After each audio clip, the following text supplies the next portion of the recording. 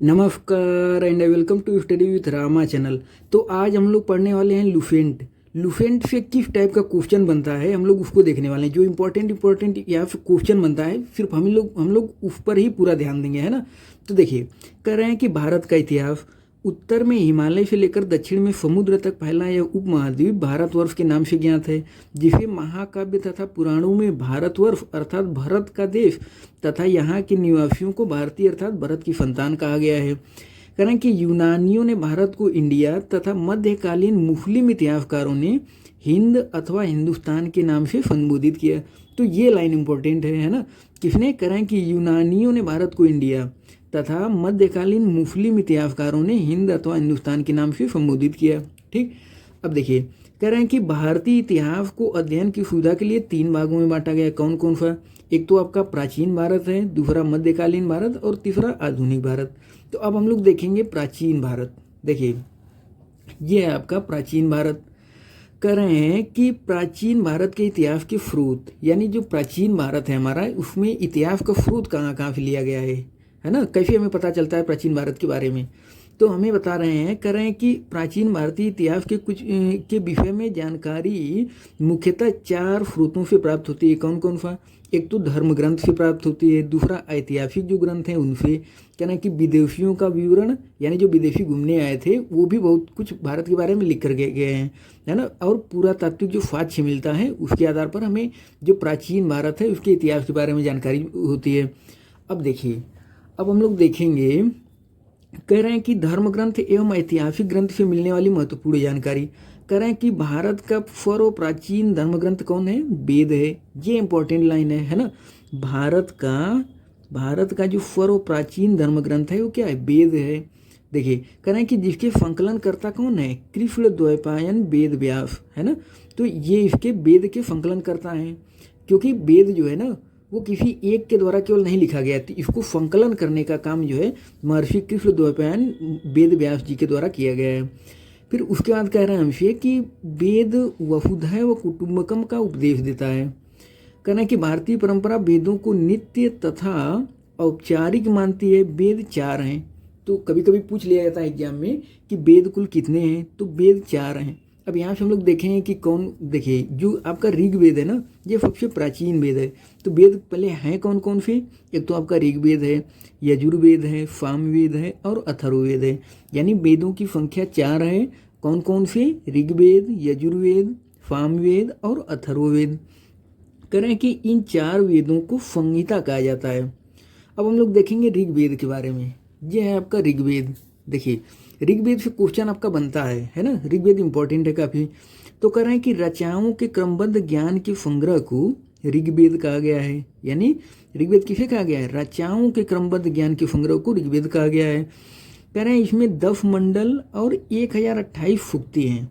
ये important point है ना। हम लोग मेन फोकस उस पर करेंगे जहाँ से क्वेश्चन बनता है। देखिए, क्वेश्चन कैसे बनता है आपको कि ऋग्वेद में कुल सूक्तियों की संख्या कितनी है? 1028। ऋग्वेद में कुल कितने मंडल हैं? 10 मंडल हैं, है ना। इस टाइप का क्वेश्चन बनता है। तो ये इंपॉर्टेंट लाइन है। फिर उसके बाद करें एवं 10,462 रचनाएँ हैं ऋग्वेद में। कह रहे हैं कि इस वेद के रचनाओं के जो पढ़ने वाले ऋषि हैं उन्हें होत्रु कहा जाता है। यहाँ से भी क्वेश्चन बन जाता है। क्वेश्चन कैसे बनेगा कि जो ऋग्वेद की रचनाओं को पढ़ने वाले जो ऋषि हैं उन्हें क्या कहा जाता है? तो होत्रु कहा जाता है ना। कह रहे हैं कि इस वेद से आर्य के राजनीतिक प्रणाली एवं इतिहास के बारे में जानकारी मिलती है। यानी ऋग्वेद से हमें किसके बारे में जानकारी मिलती है? जो आर्य थे उनके राजनीतिक एवं इतिहास के बारे में जानकारी मिलती है हमें ऋग्वेद से। अब देखिए, कह रहे हैं कि विश्वामित्र द्वारा रचित ऋग्वेद के तीसरे मंडल, यानी पहली बात तो जानिए कि ऋग्वेद किसके द्वारा रचित है? विश्वामित्र के द्वारा। विश्वामित्र द्वारा रचित, है ना, ऋग्वेद के तीसरे मंडल। कह रहे हैं कि तीसरे मंडल में सूर्य देवता सावित्री को समर्पित प्रसिद्ध गायत्री मंत्र है। अब कई क्वेश्चन यहाँ से बन जाता है। पहली बात कि जो आपका ऋग्वेद है वो किस देवता को समर्पित है? सूर्य देवता को समर्पित है ना। फिर क्वेश्चन बन जाएगा कि जो गायत्री मंत्र है आपका ऋग्वेद, पूछ देंगे कि जो गायत्री मंत्र है वो ऋग्वेद के किस मंडल में है। तो आपको पता होना चाहिए कि जो गायत्री मंत्र है ना, गायत्री मंत्र ये ऋग्वेद के तीसरे मंडल में इसका जिक्र किया गया है। यहाँ क्वेश्चन इसी टाइप का बनता है कि गायत्री मंत्र का ऋग्वेद के किस मंडल में जिक्र है, तो ऋग्वेद के तीसरे मंडल में, है ना। तो हम लोग मेन फोकस इस पे करेंगे जिस टाइप का क्वेश्चन बनता है। अब देखिए कह रहे हैं कि और किसको समर्पित है, सूर्य देवता सावित्री को समर्पित, है ना, प्रसिद्ध गायत्री मंत्र है। कह रहे हैं कि इसके 9वें मंडल में जो देवता है वो सोम का उल्लेख है। तो यहाँ से भी क्वेश्चन बन जाता है कि ऋग्वेद के 9वें मंडल में किस देवता का उल्लेख है। तो ऋग्वेद के जो 9वें मंडल है, 9वां मंडल, उसमें जो सोम देवता हैं उनको समर्पित है ना, तो उनका जिक्र किया गया है ऋग्वेद के 9वें मंडल में। अब हम लोग देखेंगे, कह रहे हैं कि इसके 8वें मंडल की हस्तलिखित रचनाओं को खिल कहा जाता है। अब देखिए कह रहे हैं कि चातुर्वर्ण समाज की कल्पना का आदि स्रोत ऋग्वेद के 10वें मंडल में वर्णित पुरुष सूक्त है। कह रहे हैं कि इसके अनुसार 4 वर्ण ब्राह्मण, क्षत्रिय, वैश्य तथा शूद्र हैं। कह रहे हैं कि देखिए, कह रहे हैं कि आदि पुरुष ब्रह्मा के क्रमशः मुख, भुजाओं, जंघाओं और चरणों से उत्पन्न हुए हैं। हालांकि इसको लेकर के कंट्रोवर्सी भी होती है, कुछ जो हैं जैसे कहने का मतलब जो शूद्र हैं वो इसका विरोध भी करते हैं, क्योंकि इसमें जो है कहा गया है कि जो है ब्राह्मण जो हैं वो उनके जो मुख से पैदा हुए हैं, और जो क्षत्रिय हैं वो भुजाओं से, वैश्य जो हैं वो जंघा से, और शूद्र जो हैं चरणों से। तो इसको लेकर थोड़ा कंट्रोवर्सी भी होती है ना। अब देखिए यह आपका करें कि देखिए धर्मसूत्र 4 प्रमुख जातियों की स्थितियों, देखिए व्यवसायों, दायित्वों, कर्तव्यों तथा विशेषाधिकारों से स्पष्ट विभेद करता है। कह रहे हैं कि ईसा पूर्व, यहाँ से देखिए क्वेश्चन क्या बनता है, एक आध क्वेश्चन यहाँ से बन जाता है कि वर्तमान में प्रचलित जो ग्रेगोरियन कैलेंडर है उसे, कि जो वर्तमान में जो प्रचलित है कैलेंडर जो हम लोग यूज करते हैं वो कौन सा कैलेंडर है, तो उसे ग्रेगोरियन कैलेंडर के नाम से जाना जाता है ना। ये जो है ईसा मसीह थे ना, ईसा मसीह के जन्म वर्ष पर आधारित है ना। ईसा मसीह के जन्म के पहले के समय को ईसा पूर्व, ये तो आप लोग जानते ही होंगे, ईसा पूर्व यानी बीसी यानी before the birth of justice Christ कहा जाता है, और जो है ईसा पूर्व वर्षों की गिनती, तो ये तो आप लोग जानते ही होंगे। अब हम लोग आगे देखते हैं। अब यहाँ से कह रहे हैं कि वामना अवतार के 3 पगों के आख्यान का प्राचीन स्रोत ऋग्वेद है। कह रहे हैं कि ऋग्वेद में इंद्र के लिए 250, तो यहाँ से क्वेश्चन बनता है कि ऋग्वेद में इंद्र के लिए 250 तथा अग्नि के लिए 200 रचनाओं की रचना की गई है।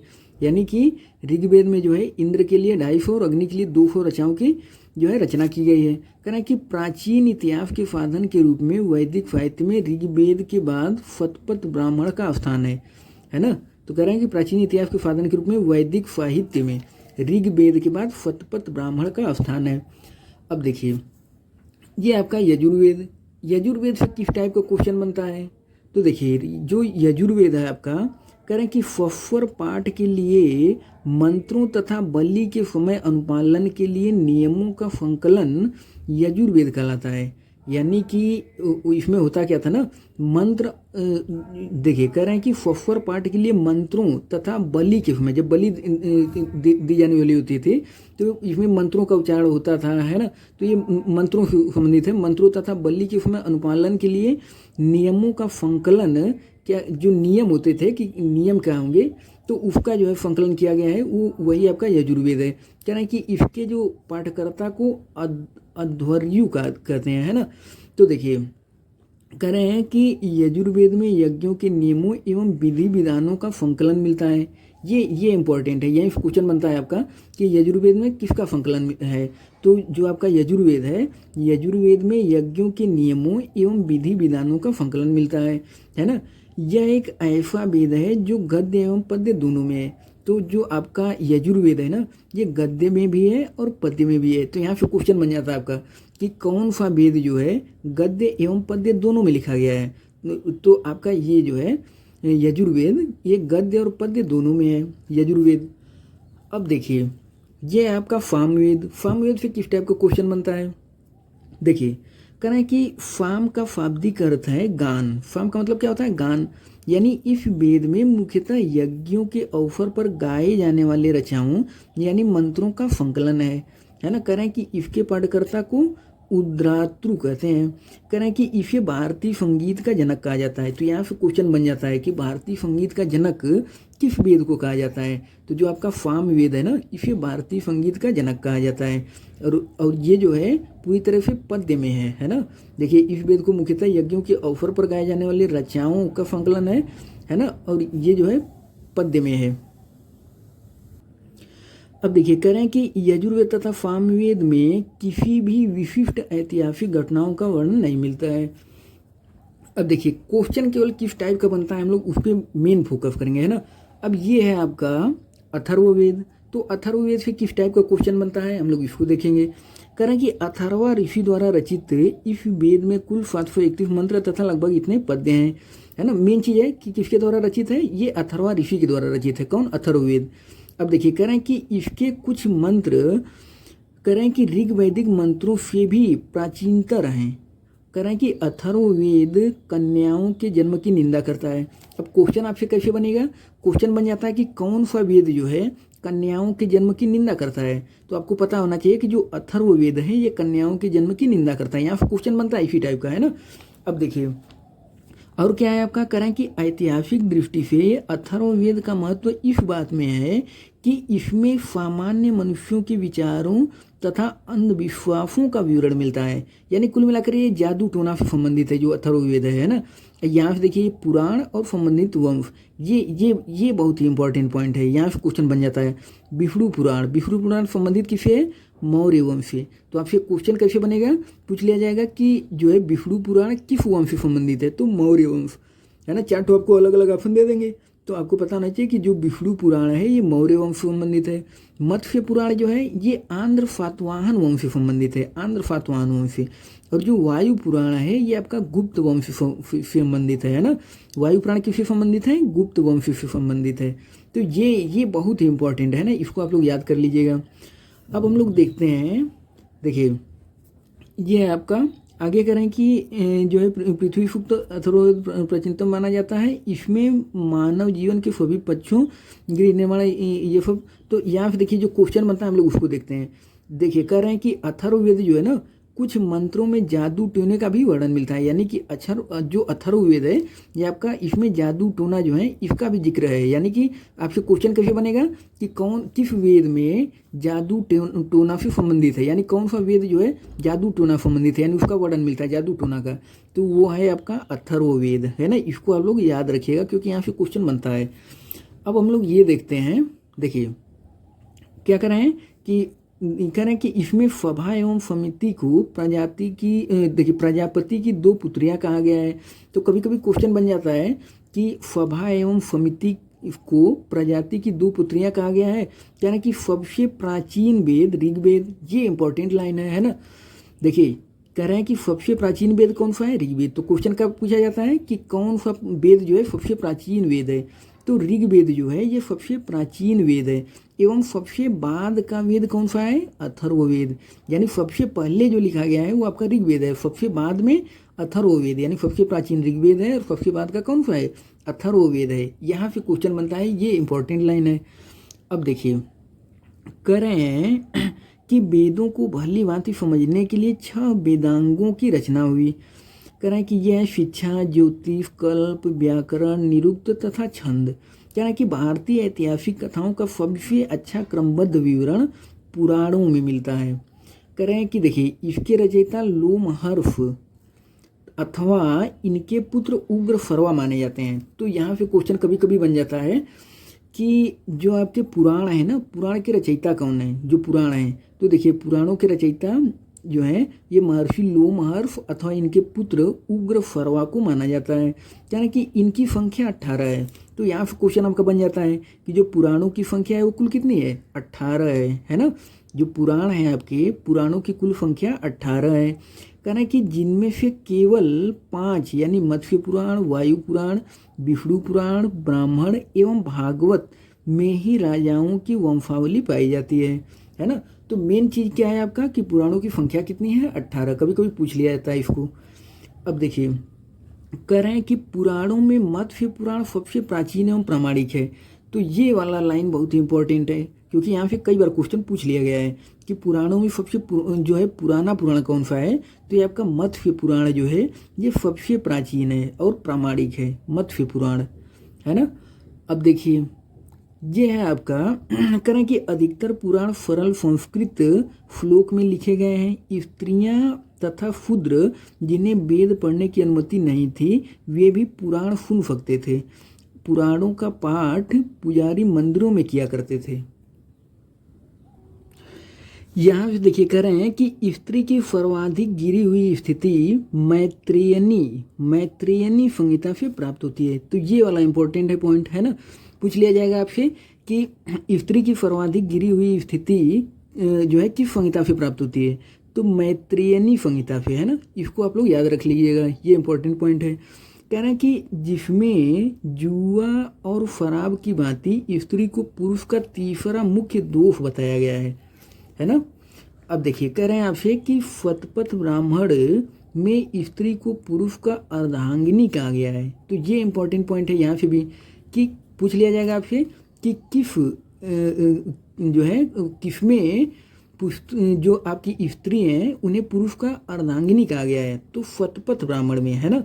शतपथ ब्राह्मण में स्त्री को पुरुष का अर्धांगिनी कहा गया है। अब देखिए कहना कि स्मृति ग्रंथों में सबसे प्राचीन एवं प्रामाणिक मनुस्मृति मानी जाती है। यह शुंग काल का मानक ग्रंथ है। कहना कि नारद स्मृति गुप्त युग के विषय में जानकारी प्रदान करता है।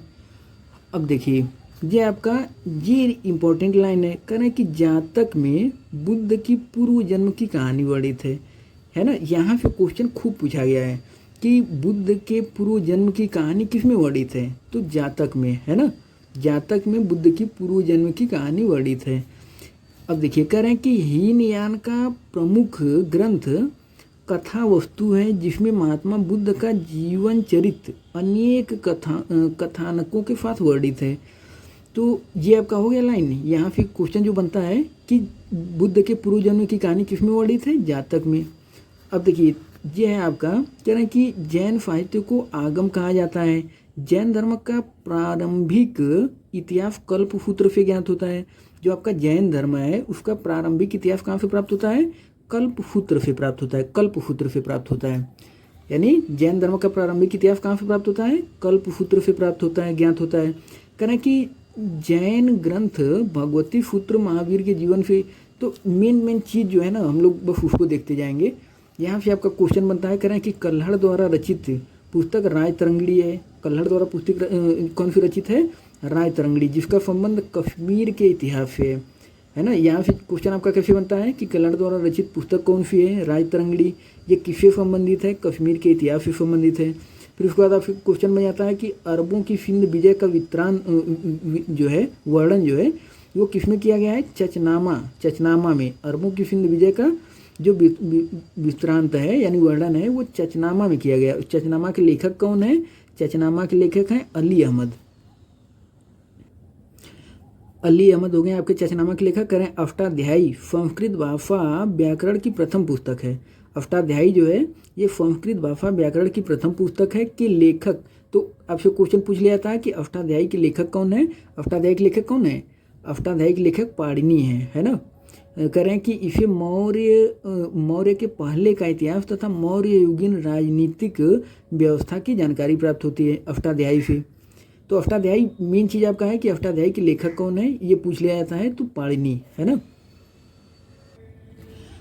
अब देखिए यहाँ से जो क्वेश्चन बनता है हम लोग सिर्फ अब उसी को देखेंगे, है ना, किस किस टाइप का क्वेश्चन बनता है। कह रहे हैं कि देखिए हेरोडोटस इसे जो है इतिहास का पिता कहा जाता है। ये पॉइंट इंपॉर्टेंट है। पूछ लिया जाएगा आपसे कि इतिहास का पिता किसे कहा जाता है, हेरोडोटस को इतिहास का पिता कहा जाता है। अब यहाँ से देखिए आपका ये आपका मेगास्थनीज यह सेल्यूकस निकेटर था उसका राजदूत था। क्वेश्चन आपसे क्या बनता है कि मेगास्थनीज कौन था, तो मेगास्थनीज जो था वो सेल्यूकस निकेटर का राजदूत था, है ना, जो चंद्रगुप्त मौर्य के दरबार में आया था। तो यहाँ से क्वेश्चन बन जाता है आपका कि जो मेगास्थनीज था वो किसके दरबार में आया था, चंद्रगुप्त मौर्य के दरबार में आया था। इसने अपनी पुस्तक इंडिका, तो मेगास्थनीज की पुस्तक कौन सी है, इंडिका में मौर्ययुगीन समाज एवं सांस्कृतिक विषय में लिखा है। तो यहाँ से इतना इंपॉर्टेंट पॉइंट हो गया। अब देखिए इधर हम लोग देखते हैं, देखिए टालमी इफे दूसरी शताब्दी में भारत का भूगोल पुस्तक लिखी, ये बहुत इंपॉर्टेंट नहीं है, तो हम लोग आगे देखते हैं। यहाँ से आपसे क्वेश्चन पूछा जाता है फाहियान, फाहियान कौन था? तो ये जो है ना, यह चीनी यात्री गुप्त नरेश चंद्रगुप्त द्वितीय के दरबार में आया था। तो क्वेश्चन आपसे कैसे बनता है कि फाहियान जो है वो किसके दरबार में आया था? तो ये जो चंद्रगुप्त द्वितीय के दरबार में आया था, ये था कौन? ये एक चीनी यात्री था, है ना, फाहियान। यहाँ से इतना क्वेश्चन बनता है। अब देखिए यहाँ से आपका ह्वेनफांग से क्वेश्चन बन जाता है, ह्वेनफांग वाला, है ना, ये इंपॉर्टेंट पॉइंट है।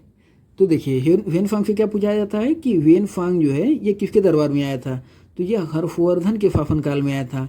तो ह से ह्वेनफांग, हर से हर्षवर्धन, आप करके याद कर लीजिए। जो ह्वेनफांग था वो आपका हर्षवर्धन के शासन काल में आया था भारत, है ना। अब देखिए यहाँ पे क्या क्या कह रहे हैं कि इसका भ्रमण विस्तारांत जो है वो फियूकी नाम से प्रसिद्ध है ना। तो यहाँ पे क्वेश्चन कभी कभी बन जाता है।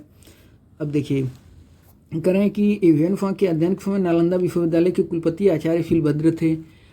और देखिए अब हम लोग अलबरूनी को देखते हैं। जो यहाँ से क्वेश्चन पूछा जाता है हम लोग सिर्फ वही देखेंगे, है ना। देखिए ये आपका अलबरूनी, अलबरूनी कौन था? ये है आपका अलबरूनी,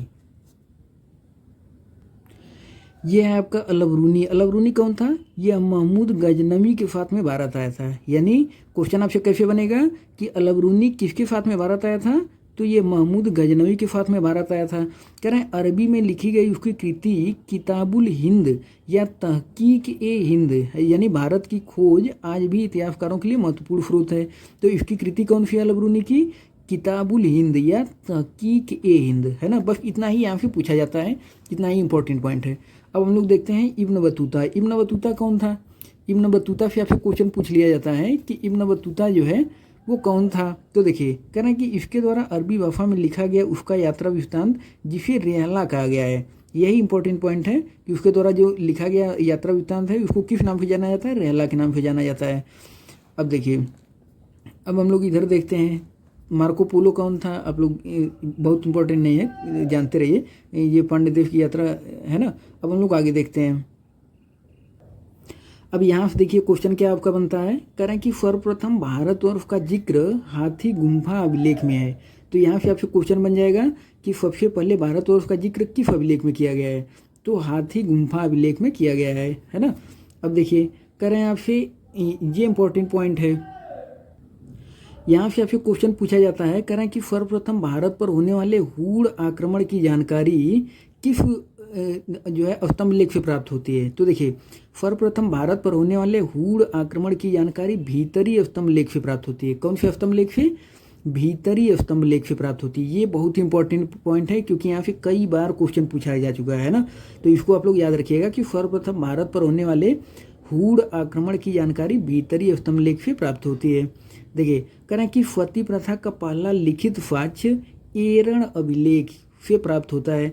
और जो एरण अभिलेख है शासक कौन था? भानुगुप्त। तो यहाँ से भी क्वेश्चन आपसे पूछा जाता है, ये भी काफ़ी इंपॉर्टेंट लाइन है ना। इसको आप लोग याद रखिएगा। क्या क्वेश्चन क्या बनेगा आपसे कि जो है सती प्रथा का उल्लेख किस जो है अभिलेख में किया गया है सबसे पहले? तो जो सती प्रथा का पहला लिखित साक्ष्य जो है हमें ये एरण अभिलेख से प्राप्त होता है। इसको आप लोग याद रखिएगा। अब हम लोग देखते हैं आगे। देखिए ये है आपका, कह रहे हैं कि प्राचीनतम सिक्कों को आहत सिक्के कहा जाता था। यहाँ क्वेश्चन आपसे बन जाता था कि जो प्राचीनतम सिक्के हैं उन्हें किस नाम से जाना जाता था? आहत सिक्के के नाम से जाना जाता था। इसी को जो है तो इसको आप लोग देख लीजिएगा, है ना। फिर कह रहे हैं कि सर्वप्रथम सिक्कों पर लेख लिखने का कार्य यवन शासकों ने किया। तो यहाँ से आपका क्वेश्चन बन जाता है ना। ये इंपॉर्टेंट पॉइंट है आपका कि सर्वप्रथम सिक्कों पर लेख लिखने का कार्य किस शासकों के द्वारा किया गया था? तो यवन शासकों के द्वारा। यवन शासकों के द्वारा सबसे पहले सिक्कों पर लेख लिखने का कार्य किया गया था। फिर कह रहे हैं आपसे कि समुद्रगुप्त की वीणा बजाते हुई मुद्रा वाले सिक्के से उसके संगीत प्रेमी होने का प्रमाण मिलता है। तो जो समुद्रगुप्त था वो वीणा बजाता था, है ना। तो इसको आप लोग याद रखिएगा। फिर देखिए कह रहे हैं कि सबसे पहले भारत के संबंध वर्मा यानी कि जो आपका म्यांमार है सुवर्ण भूमि। क्वेश्चन कभी कभी यहाँ से बन जाता है कि बर्मा जो है उसको पहले किस नाम से जाना जाता था? तो बर्मा को पहले सुवर्ण भूमि के नाम से भी जाना जाता था। वर्तमान में जो आपका म्यांमार है उसे मलाया को किस नाम से जाना जाता था? फोर्ड द्वीप के नाम से जाना जाता था। कम्बोडिया को कम्बोज और जावा को यव द्वीप से स्थापित हुए, है ना। तो यहाँ पे क्वेश्चन कभी कभी ये वाला बन जाता है फुअड़ भूमि वाला, कि म्यांमार को जो है यानी बर्मा को पहले किस नाम से जाना जाता था, फुअड़ भूमि के नाम से जाना जाता था। अब हम लोग आगे देखते हैं। देखिए ये जो है ये बहुत ही इम्पोर्टेंट चार्ट है, इसको आप लोग एकदम रट लीजिएगा क्योंकि यहीं से क्वेश्चन बनता है खूब। देखिए कह रहा है कि अभिलेख और फाफक, यानी कि हाथी गुम्फा अभिलेख जो है, जो हाथी गुम्फा अभिलेख है ये किस फाफक से संबंधित है, यानी कौन फाफक था उस समय। तो देखिए कलिंग राजा खारवेल है ना, उस समय फाफक था। हाथी गुम्फा अभिलेख जो है ये किससे संबंधित है, कलिंग राजा खारवेल से। जूनागढ़ अभिलेख किससे संबंधित है, ये संबंधित है रुद्रदामन से। नासिक अभिलेख किससे संबंधित है, गौतमी बलश्री। प्रयाग स्तंभ लेख समुद्रगुप्त, है ना। और देखिए आपका एहोल अभिलेख पुलकेशिन द्वितीय से। मंदसौर अभिलेख मालवा नरेश यशुवर्मन। ग्वालियर अभिलेख प्रतिहार नरेश भोज। और भीतरी एवं जूनागढ़ अभिलेख जो है स्कंदगुप्त से। और देवपाड़ा अभिलेख ये बंगाल शासक विजयसेन से। तो ये बहुत ही ज़्यादा इंपॉर्टेंट है, यहाँ से क्वेश्चन आपका बनता है। तो आपका देखिए अगर न याद हो तो हाथी जो है कुछ ट्रिक बना लीजिए इसमें, कि हाथी जो है कभी कभी खार खा जाते हैं ना, तो किसी का नहीं सुनते, मतलब ऐसे है ना। तो हाथी का संबंध खार से, यानी खारवेल, ऐसे कर लीजिए। जूना से, जूना जो होता है जैसे नहीं होता है कि लेकर बर्तन साफ किया जाता है, यानी जूना से रुद्र। दामन तो रगड़ करके किसी चीज़ का दामन छुड़ा देना, है ना, मतलब जूना दामन, है ना, कुछ ऐसे करके रिलेट कर लीजिए। तो रुद्र आपका जूनागढ़ हो जाएगा रुद्र दामन से। और नासिक वाला आपका गौतमी बलश्री से। प्रयाग स्तंभ तो समुद्रगुप्त हर कोई जानता है, ये तो सिंपल ही है ना। प्रयाग स्तंभ लेख आपका समुद्रगुप्त से संबंधित है। और देखिए आपका एहोल अभिलेख पुलकेशिन द्वितीय, ये बहुत इंपॉर्टेंट है, कई बार इसको पूछा गया है ना। एहोल अभिलेख जो है ये किससे संबंधित है, आपका पुलकेशिन द्वितीय से। मंदसौर वाला आपका मालवा नरेश यशुवर्मन से हो जाएगा। ग्वालियर प्रतिहार नरेश भोज। भीतरी एवं जूनागढ़ अभिलेख स्कंदगुप्त, ये इंपॉर्टेंट है, यानी किसमें से आपको सब नहीं याद रखना है। अगर आप कम से कम आपको भीतरी एवं जूनागढ़ वाला याद कर लीजिए, ये वाला ये स्कंदगुप्त से संबंधित है। और उसके बाद एहोल वाला याद रख लीजिए पुलकेशिन द्वितीय से। प्रयाग वाला तो याद ही होगा, सिंपल ही है। और उसके बाद जूनागढ़ वाला याद कर लीजिए रुद्रदामन। और हाथी गुम्फा अभिलेख कलिंगराज खारवेल, ये इतना याद कर लीजिए क्योंकि यहाँ क्वेश्चन खूब पूछा जाता है आपका, है ना। अब हम लोग आगे देखते हैं। देखिए कह रहे हैं कि अभिलेखों का अध्ययन इपिग्राफी कहलाता है। तो यहाँ कभी कभी क्वेश्चन पूछ लिया जाता है कि जो अभिलेखों का अध्ययन है आपका वो क्या कहलाता है। तो अभिलेखों के अध्ययन को इपिग्राफी नाम से जाना जाता है। कह रहे हैं कि उत्तर भारत के मंदिरों की कला नागर शैली, ये इंपॉर्टेंट पॉइंट है। जो उत्तर भारत के मंदिर हैं जितने, वो नागर शैली में बने हुए हैं। देखिए 3 प्रकार की शैलियाँ होती हैं, एक नागर शैली होती है, एक द्रविड़ शैली और एक बेफर शैली होती है।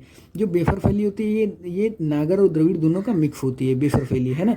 तो कह रहे हैं कि उत्तर भारत के मंदिरों की कला शैली नागर शैली एवं दक्षिण भारत के मंदिरों की कला शैली जो है ये द्रविड़ शैली कहलाती है। अब देखिए कह रहे हैं कि ये हो गया आपका नागर एवं द्रविड़ दोनों शैलियों का प्रभाव किस पर है, बेफर शैली, यानी जो बेफर शैली है दोनों का मिक्स है ना, नागर और द्रविड़ से मिलकर के बनती है आपकी बेफर शैली।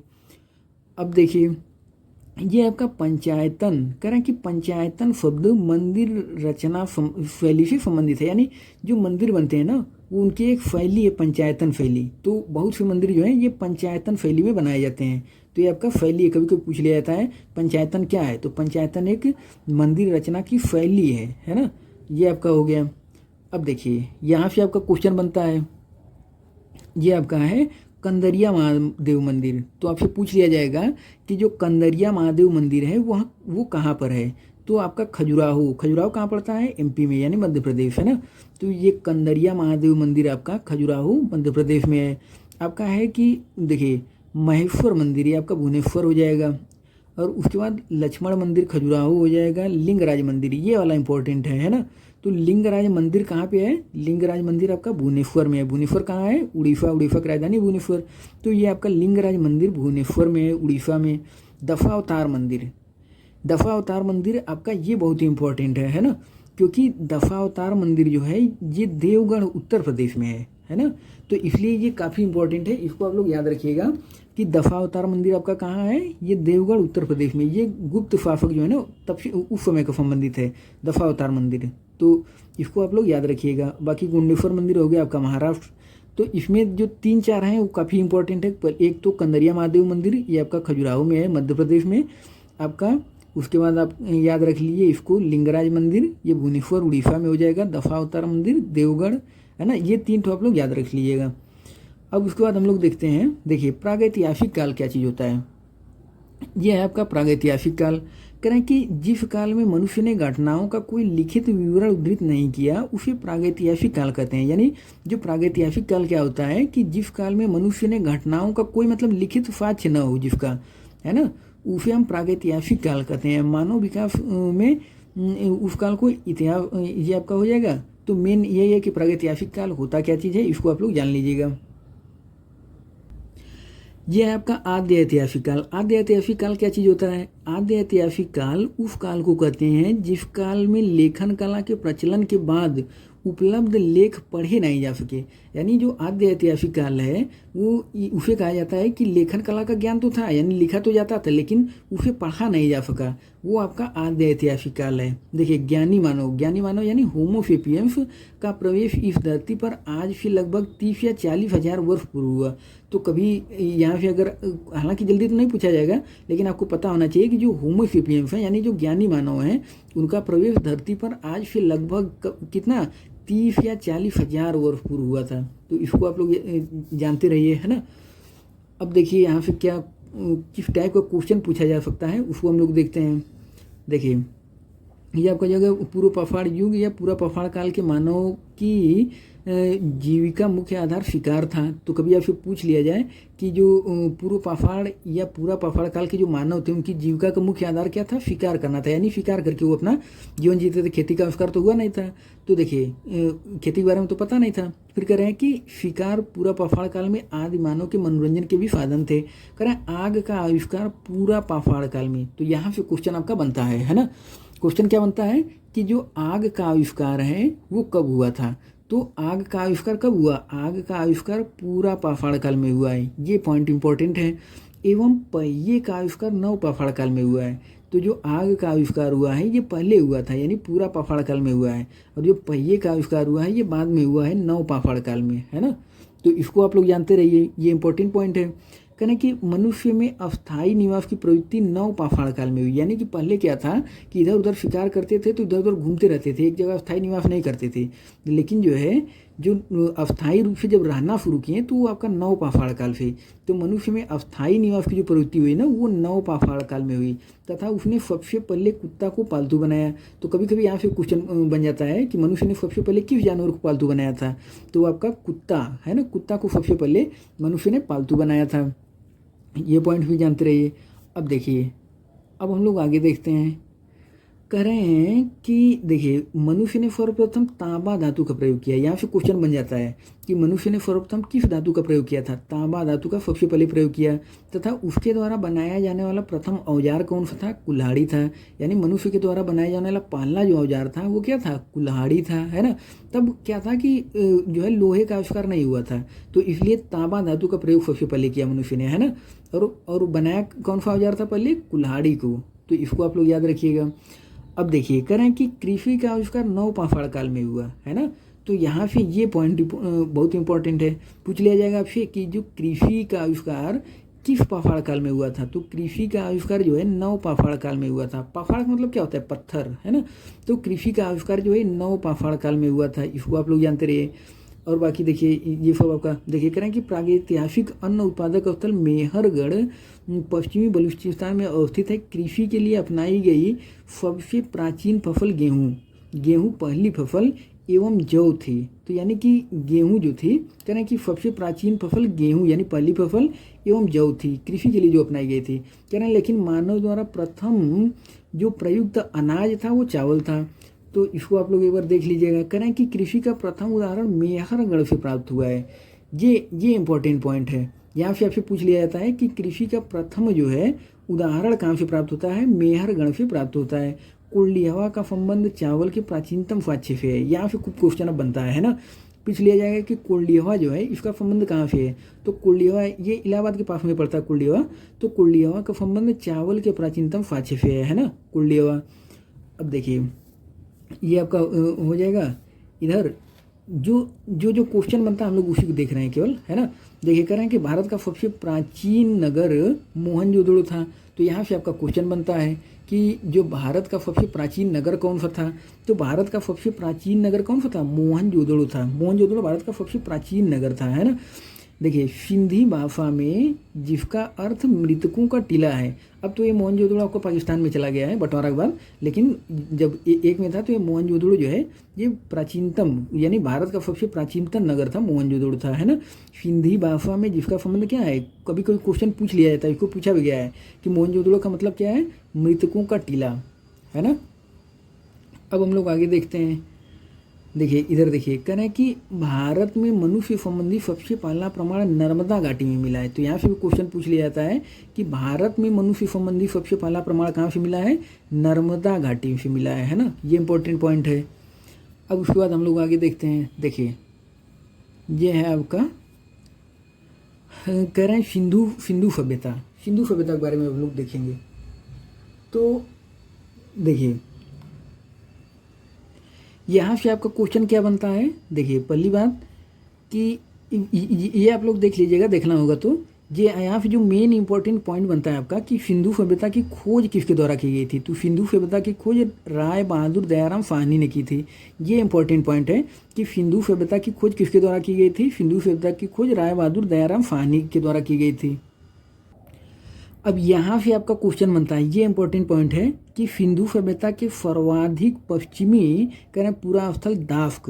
पहली बात तो कि सिंधु सभ्यता के सर्वाधिक पश्चिमी कह रहे हैं कि प्राचीनतम दाफ्क नदी के किनारे आपका फुतका गिंडोर यानी बलूचिस्तान में। तो आपसे क्वेश्चन क्या बनेगा कि दे देंगे फुतका गिंडोर और पूछ देंगे कि ये है कहाँ पे, तो ये आपका बलूचिस्तान में पड़ता है ना। बलूचिस्तान कहाँ पे है, ये पाकिस्तान में आपका पड़ता है, बलूचिस्तान प्रांत है पाकिस्तान का, है ना। फिर कह रहे हैं कि जो आपका पूर्वी पूरा स्थल यानी हिंडन नदी के किनारे आलमगीरपुर। तो ये जो आपका आलमगीरपुर है ये कहाँ पर है, आलमगीरपुर आपका हिंडन नदी के किनारे जिला मेरठ उत्तर प्रदेश में है, यानी मेरठ में आलमगीरपुर, है ना। तो क्वेश्चन यहाँ से पूछ लिया जाता है कि आलमगीरपुर कहाँ पे है, ये मेरठ में पड़ता है। और इधर देख लीजिए आप, कह रहे हैं मादा यहाँ से क्वेश्चन पूछा गया। मादा आपका जम्मू कश्मीर में पड़ता है ना। ये काफ़ी इंपॉर्टेंट है, मादा इसको पूछा गया है पीसीएस प्री में, है ना, कि मादा कहाँ पे है, ये जम्मू कश्मीर में पड़ता है। मादा आपका कहाँ है, जम्मू कश्मीर में। तथा दक्षिण पूर्वांचल गोदावरी नदी के तट पर ये है आपका दाइमाबाद, इसको भी पूछा गया, दाइमाबाद, है ना। ये आपका महाराष्ट्र में पड़ता है, गोदावरी नदी के तट पर दाइमाबाद, जिला अहमदनगर, महाराष्ट्र में है। तो ये मादा वाला तो बहुत इंपॉर्टेंट है, अभी पीसीएस की प्री में इसको पूछा गया था। मादा कहाँ पे है, ये जम्मू कश्मीर में पड़ता है। आलमगीरपुर भी पूछा गया है ना, आलमगीरपुर कहाँ पे है, ये हिंडन नदी के किनारे, जिला मेरठ, उत्तर प्रदेश में आलमगीरपुर। तो इसको आप लोग याद रखिएगा क्योंकि यहाँ से क्वेश्चन बनता है आपका। और देखिए आपका ये है, देखिए कह रहे हैं कि सिंधु सभ्यता या सैंधव सभ्यता नगरीय सभ्यता थी। यहाँ से क्वेश्चन आपका बन जाता है कि जो सिंधु सभ्यता थी वो कैसी सभ्यता थी। तो सिंधु सभ्यता या सैंधव सभ्यता ये नगरीय सभ्यता थी। कह रहे हैं सैंधव सभ्यता ये आपका हो जाएगा। देखिए कह रहे हैं कि मोहनजोदड़ो हड़प्पा ये आपका मतलब शहर थे, मोहनजोदड़ो हड़प्पा और ये धौलावीरा, राखीगढ़ी, कालीबंगन, ये सब।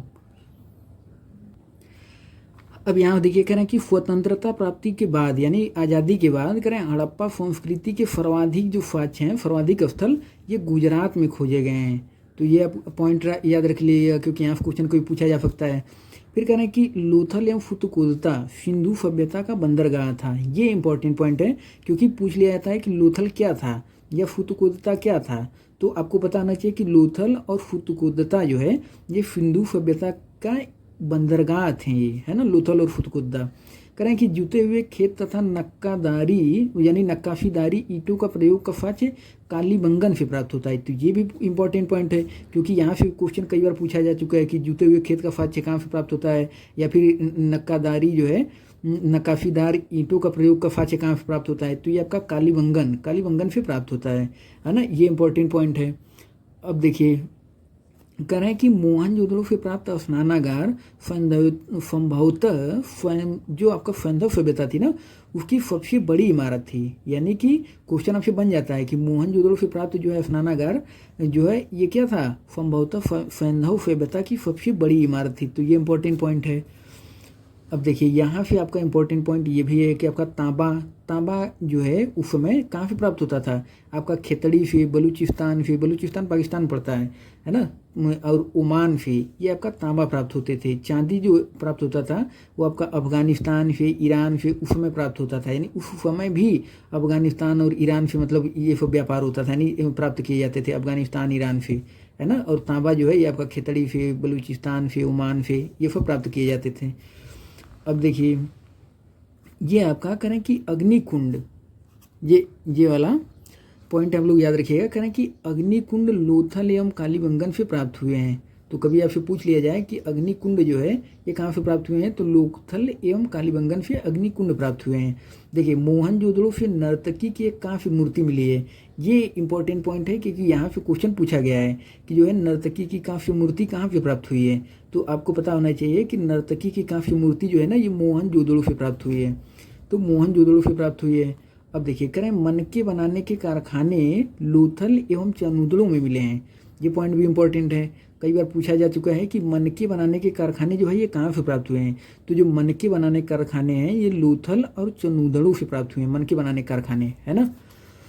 अब देखिए ये है आपका कहना है कि सिंधु सभ्यता की लिपि कैसी थी, यहाँ से क्वेश्चन आपका बन जाता है, जो आपकी सिंधु सभ्यता थी उसकी लिपि कैसी थी। तो सिंधु सभ्यता की लिपि भाव चित्रात्मक थी। कैसी लिपि थी, भाव चित्रात्मक लिपि थी, यहाँ से क्वेश्चन बन जाता है, ये इंपॉर्टेंट पॉइंट है। उसके बाद देखिए ये है आपका कह रहे हैं कि सिंधु सभ्यता के लोगों ने नगरों तथा घरों के विन्यास के लिए ग्रिड पद्धति अपनाई थी। तो ये भी इंपॉर्टेंट पॉइंट है क्योंकि यहाँ से क्वेश्चन पता है कैसे पूछा जाएगा कि सिंधु सभ्यता के लोगों ने नगरों तथा घरों के विन्यास के लिए किस प्रकार की पद्धति अपनाई थी, तो ग्रिड पद्धति अपनाई थी, ये भी इंपॉर्टेंट पॉइंट है, पूछा भी गया है ना। अब देखिए जो आपका सिंधु सभ्यता थी, सिंधु सभ्यता में मुख्य फसल कौन सी थी, तो गेहूं और जौ, ये सिंधु सभ्यता की मुख्य फसल थी, गेहूं और जौ, है ना। और देखिए कह रहे हैं कि चावल के प्रथम साक्ष्य लोथल से ही प्राप्त हुए हैं। तो आपसे पूछ लिया जाएगा कि चावल के जो साक्ष्य प्राप्त हुए हैं वो कहाँ से प्राप्त हुए हैं, तो चावल के प्रथम साक्ष्य लोथल से प्राप्त हुए हैं, इसको आप लोग याद रखिएगा ये पॉइंट। अब उसके बाद यहाँ से क्वेश्चन आपका बनता है, ये काफ़ी इंपॉर्टेंट पॉइंट है। यहाँ से क्वेश्चन कैसे बनेगा आपका कि जो हड़प्पा है वो किस नदी के किनारे पर स्थित है, तो हड़प्पा आपका रावी नदी के किनारे पर है। जो मोहनजोदड़ो है वो आपका सिंधु नदी किनारे है, चनूदड़ो आपका सिंधु नदी किनारे पर है। तो इसका कुछ आप ट्रिक बना लीजिए इसको याद करने के लिए, है ना, क्योंकि वो इसे भूल जाता है। तो हड़प्पा रावी हो गया, मोहनजोदड़ो सिंधु हो गया, है ना, चनूदड़ो जो है ये आपका सिंधु हो गया। तो इसको कुछ ना कुछ अपने अनुसार ट्रिक बना लीजिए, नहीं तो भूल जाता है ना। और यहाँ से क्वेश्चन क्या बनता है, इसके उत्खननकर्ता कौन थे, तो हड़प्पा के उत्खननकर्ता कौन थे, दयाराम साहनी थे और एवं माधव स्वरूप वत्स। मोहनजोदड़ो कौन थे, राखालदास बनर्जी थे। चनूदड़ो के कौन थे, ये मजूमदार थे। तो ये 3 लोगों का आप लोग याद रख लीजिएगा क्योंकि यहाँ से क्वेश्चन बनता है, ये इंपॉर्टेंट है। और 1-2 बार यहाँ से फन भी पूछ लिया गया है ये वाला कि हड़प्पा का जो है उत्खनन किस समय हुआ था, 1921 में, और उसके बाद मोहनजोदड़ो का 1922 में। तो ये दोनों फन भी इंपॉर्टेंट है, इसको आप लोग याद रख लीजिए, कर लीजिएगा। तो ये हो गया आपका कालीबंगन कहाँ पे है, ये घग्गर नदी है ना। और देखिए रोपड़ आपका हो जाएगा सतलुज। क्वेश्चन कैसे बनेगा कि रोपड़ किस नदी किनारे है, तो सतलज नदी किनारे है। और लोथल आपका भोगवा नदी किनारे है। इसको कुछ ट्रिक बना लीजिए, जैसे हम ट्रिक कैसे बनाए हैं कि हरा दिया, है ना, तो हड़प्पा हो जाएगा आपका, दिया मतलब दयाराम साहनी, मोहन ने, है ना। तो देखिए कुछ ऐसे कर लीजिए कि हरा से बन जाएगा हड़प्पा और रा से रावी, मोहन ने सिंधु को, तो मोहनजोदड़ो सिंधु हो जाएगा, चनूदड़ो आपका सिंधु हो जाएगा। और उसके बाद कालीबंगन घग्गर, यानी काली जी जब अपना रूप धारण की ना तो हर कोई घबरा गया, यानी घग्गर घबराना, है ना, कुछ ऐसे कर लीजिए। तो कालीबंगन आपका घग्गर नदी किनारे हो जाएगा। रोपड़ मतलब जैसे धान की जब रोपाई करते हैं तो रोपड़ किस में आप करेंगे, जल में, तो फतलज, लज यानी जल, इसको आप उल्टा करेंगे जल बन जाएगा, तो रोपड़ हो जाएगा आपका फतलज, है ना। लोथल मतलब हो जाएगा आपका कि लोथल, है ना, भोगवा। तो इसमें आ रहा है थल, मतलब जो मोटे लड़के होते हैं तो उन्हें लोग नहीं कहते हैं कि ज़्यादा मतलब मोटे हो गए, लोथल, है ना। तो लोथल यानी भोगवा, यानी उन्हें भोगना पड़ेगा, ज़्यादा मोटा हो गए हैं, तो लोथल थल भोगवा कुछ ऐसे करके इसका ट्रिक बना लीजिए, तरीका बना लीजिए याद करने का, नहीं तो ये कन्फ्यूजन होता है इसमें, है ना। ये काफ़ी इंपॉर्टेंट है, यहाँ से क्वेश्चन भी खूब बनता है। ये यहाँ देख लीजिए पॉइंट करें कि सिंधु सभ्यता के लोग धरती को उर्वरता की देवी मानकर उसकी पूजा किया करते थे। तो आपसे पूछ लिया जाएगा कि सिंधु सभ्यता के लोग किसकी पूजा किया करते थे, तो धरती की पूजा किया करते थे उर्वरता देवी मान करके, है ना। ये आपका हो जाएगा। करें कि वृक्ष पूजा एवं शिव पूजा के प्रचलन के साक्ष्य भी सिंधु सभ्यता से मिले हैं, यानी कि वृक्ष की भी पूजा करते थे और शिव यानी शंकर भगवान की भी पूजा करते थे। इसके भी कुछ साक्ष्य जो है ये सिंधु सभ्यता से हमें मिले हैं। उसके बाद देखिए ये है आपका, करें कि सिंधु सभ्यता, ये करें कि सिंधु सभ्यता में मातृ देवी की उपासना सर्वाधिक प्रचलित थी, है ना। करें कि पशुओं में कुबड़ वाला फाड़, ये इंपॉर्टेंट पॉइंट है कि पशुओं में कुबड़ वाला फाड़ इस सभ्यता के लोगों के लिए विशेष पूजनीय था। तो यहाँ से पूछ लिया जाता है कि जो है सिंधु सभ्यता में जो है कौन से जानवर पूजा की जाती थी, तो पशुओं में कुबड़ वाले फाड़ की जो पूजा की जाती थी, ये आपका प्रचलित था सिंधु सभ्यता के समय, है ना। अब देखिए ये है आपका, देखिए करें इधर से, देखिए काली बंगन का अर्थ है काली चूड़ियाँ। तो यहाँ पे कुछ पॉइंट जो है क्वेश्चन आपका बनता है, करें कि पर्दा प्रथा एवं वैश्यावृत्ति सैंधव सभ्यता से प्रचलित है। तो यानी कि जो सिंधु सभ्यता या सैंधव सभ्यता थी उसमें पर्दा प्रथा और वैश्यावृत्ति भी प्रचलित थी, है ना। इसको आप लोग याद रखिएगा। और देखिए यहाँ से आपका क्या बन सकता है क्वेश्चन, करें कि सैंधव सभ्यता के विनाश का संभवतः सबसे प्रभावी कारण बाढ़ था, है ना। यानी कि जो आपकी सिंधु सभ्यता थी उसका विनाश कैसे हुआ, तो इसका सबसे जो प्रभावी कारण माना जाता है वो माना जाता है कि बाढ़ की वजह से सिंधु सभ्यता पूरी तरीके से खत्म हो गई, है ना। फिर देखिए करें कि आग में पकी हुई मिट्टी को टेराकोटा कहा जाता है ना। तो आग में जो पकी हुई मिट्टी है उसे क्या कहा जाता है, टेराकोटा। बताइए टेराकोटा जो है उत्तर प्रदेश में कौन सा जिला जो है टेराकोटा के लिए प्रसिद्ध है, तो देखिए जो उत्तर प्रदेश का जिला गोरखपुर है ना, गोरखपुर ये टेराकोटा के लिए प्रसिद्ध है। और टेराकोटा होता क्या है, आग में पकी हुई मिट्टी, है ना, उसे टेराकोटा कहा जाता है। अब देखते हैं हम लोग आगे, यहाँ से आपका क्या क्या क्वेश्चन बन सकता है, एक बार आप लोग इसको देख लीजिए।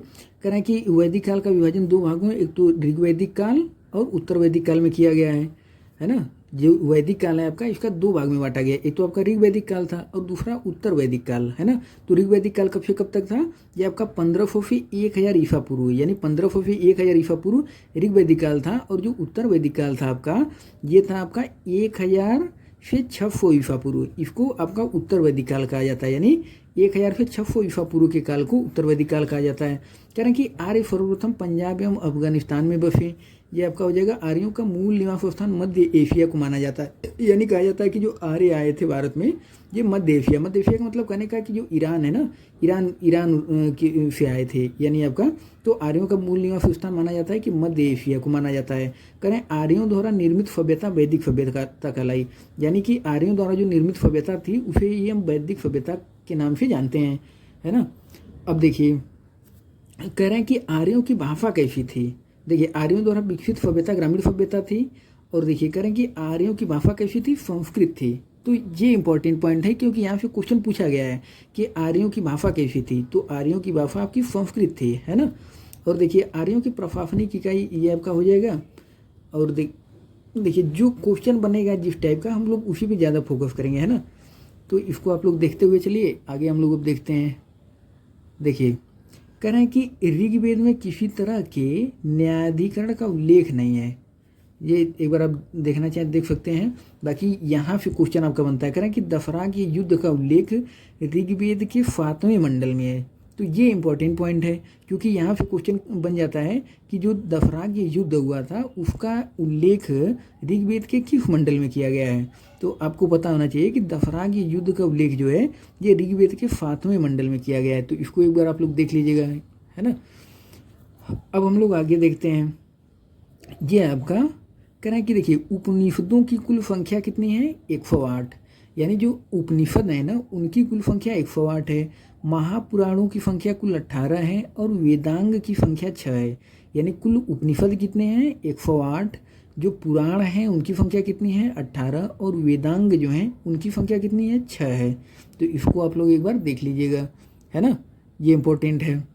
और देखिए कह रहे हैं कि ऋग्वेद के 10वें मंडल के पुरुष सूक्त में चतुरों का उल्लेख मिलता है। कह रहे हैं कि इसमें कहा गया है कि ब्राह्मण परम पुरुष के मुख से क्षत्रिय उनकी, तो ये तो हम लोग पहले भी देख चुके हैं, है ना। अब देखिए कह रहे हैं कि आर्यों का समाज पितृ प्रधान था। तो ये इंपॉर्टेंट लाइन है, क्योंकि यहाँ से क्वेश्चन पूछ लिया जाता है कि आर्य जो थे उनका जो मतलब समाज था वो कैसा था। तो ये मतलब पिता प्रधान था, कहने का मतलब है ना, उसमें पिता प्रमुख होते थे, तो पितृ प्रधान था, है ना। कह रहे हैं कि समाज की सबसे छोटी इकाई परिवार या कुल थी जिसका मुखिया पिता होता था, है ना। तो इसको आप लोग एक बार देख लीजिएगा। कह रहे हैं कि स्त्रियाँ इस काल में अपने पति के साथ यज्ञ में भाग लेती थी, वो है ना। अब देखिए कह रहे हैं कि जीवन भर अविवाहित रहने वाली महिलाओं को अमाजू कहा जाता था। यहाँ फिर कभी कभी पूछ लिया जाता है, कोई बहुत इंपॉर्टेंट नहीं है, कभी कभी पूछ लिया जाता है कि जीवन भर अविवाहित रहने वाली महिलाओं को किस नाम से जाना जाता था, अमाजू, अमाजू कहा जाता था, है ना।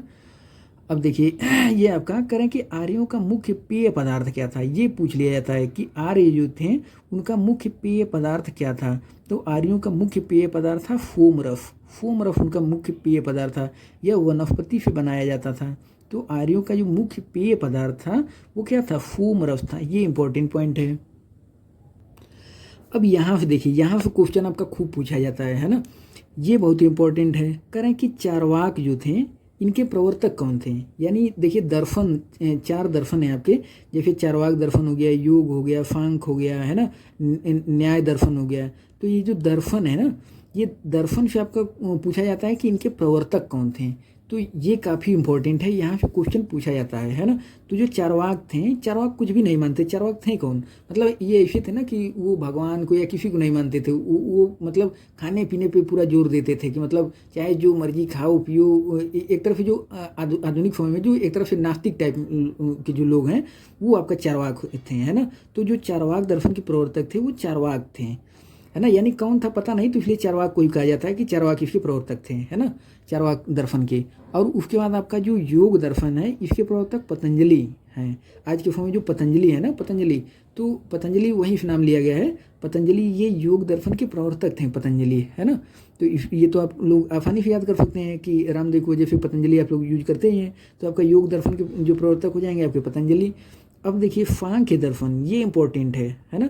तो सांख्य दर्शन के प्रवर्तक कपिल थे। हमें पता है कि ये भूल जाता है ना, कैसे याद होगा, सांख्य कपिल, कपिल मतलब कपिल शर्मा। कपिल शर्मा का जो है कॉमेडी बहुत संख्या में लोग देखते हैं, ऐसे करके ट्रिक बना लीजिए कि यानी कपिल शर्मा की जो कॉमेडी है ना वो बहुत संख्या में लोग देखते हैं, यानी बहुत ज़्यादा लोग देखते हैं, यानी संख्या में देखते हैं लोग, है ना। तो संख्या बन जाएगा सांख्य और कपिल से बन जाएगा कपिल, है ना। तो जो आपका सांख्य दर्शन है इसके प्रवर्तक कौन थे, कपिल, है ना, कपिल हो जाएंगे। और उसके बाद न्याय दर्शन, तो न्याय दर्शन हो जाएंगे गौतम, यानी गौतम बुद्ध से आप रिलेट कर लीजिए, है ना। गौतम बुद्ध अलग हैं लेकिन गौतम बुद्ध आप का मतलब न्याय से आप कर लीजिए कि गौतम बुद्ध हर किसी को न्याय देने का काम करते थे, यानी न्याय दर्शन के प्रवर्तक हो जाएंगे गौतम। ऐसे करके याद कर लीजिए इसको, क्योंकि यहाँ से क्वेश्चन आपका पूछा जाता है, ये काफ़ी इंपॉर्टेंट है ना। और देखिए ये आपका पूर्व मीमांसा दर्शन हो गया। तो पूर्व मीमांसा दर्शन के प्रवर्तक थे आपका जैमिनी। हम जो अभी कह दिए थे कि 4 दर्शन है, 4 दर्शन ही नहीं है, ये आपका पूर्व मीमांसा दर्शन, उत्तर मीमांसा वैशेषिक है ना। तो कई दर्शन है। तो आपका पूर्व मीमांसा दर्शन के जो प्रवर्तक हैं ये जैमिनी हैं, है ना। तो इसको आप लोग याद रख लीजिएगा। और उत्तर मीमांसा के बादरायण हैं, वैशेषिक जो है दर्शन के प्रवर्तक कणाद या उलूक हैं।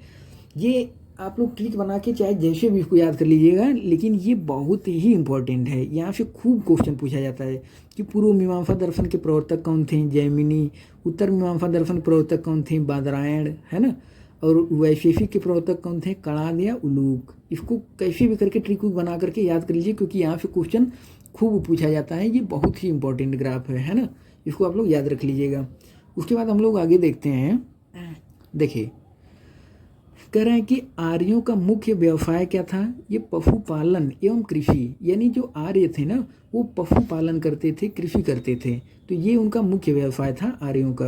यहाँ पे क्वेश्चन पूछ लिया जाता है कि आर्यों का मुख्य व्यवसाय क्या था, तो आपको पता होना चाहिए कि वो पशुपालन और कृषि जो है ये आर्यों का मुख्य व्यवसाय था, पशुपालन और कृषि, है ना। ये ग्राफ तो आप लोग देख ही चुके हैं, है ना। ग्राफ को तो आप लोग याद कर ही लीजिएगा, क्योंकि यहाँ से क्वेश्चन तो बहुत ही पूछा जाता है। अब ये हो गया आपका, देखिए गाय को अघन्या कहा गया है, इसीलिए गाय को जो है हिंदू धर्म में ज़्यादा तवज्जो दिया जाता है, यानी कि गाय की हत्या न करने के लिए उठा किया जाता है। गाय को अघन्या यानी न मारे जाने योग्य पशु की श्रेणी में रखा गया है, यानी गाय जो है उसको न मारे जाने योग्य पशु की श्रेणी में रखा गया है। गाय की हत्या करने वाले या उसे घायल करने वाले के लिए वेदों में मृत्युदंड अथवा देश से निकालने की व्यवस्था की गई। इसीलिए गाय को जो है इतना लोग लेकर के मतलब सेंसिटिव होते हैं कि गाय की अगर हत्या की जाती है तो लोग जो है कुछ भी करने के लिए तैयार हो जाते हैं। तो क्योंकि हमारे वेदों में कहा गया है कि गाय जो है, गाय की हत्या करने वाले या उसे घायल करने वाले को मृत्युदंड या उसे देश निकालने की व्यवस्था की गई वेदों में, है ना। अब देखिए ये है आपका, कह रहे हैं कि आर्यों का प्रिय पशु घोड़ा, है ना, एवं सर्वाधिक प्रिय देवता कौन थे? इंद्र थे। तो कभी कभी पूछ लिया जाता है कि आर्यों का प्रिय पशु क्या था? घोड़ा। सर्वाधिक जो प्रिय देवता कौन थे? इंद्र थे, है ना। तो आप लोग इसको एक बार देख सकते हैं। बाकी देखिए ये सब आपका हो जाएगा।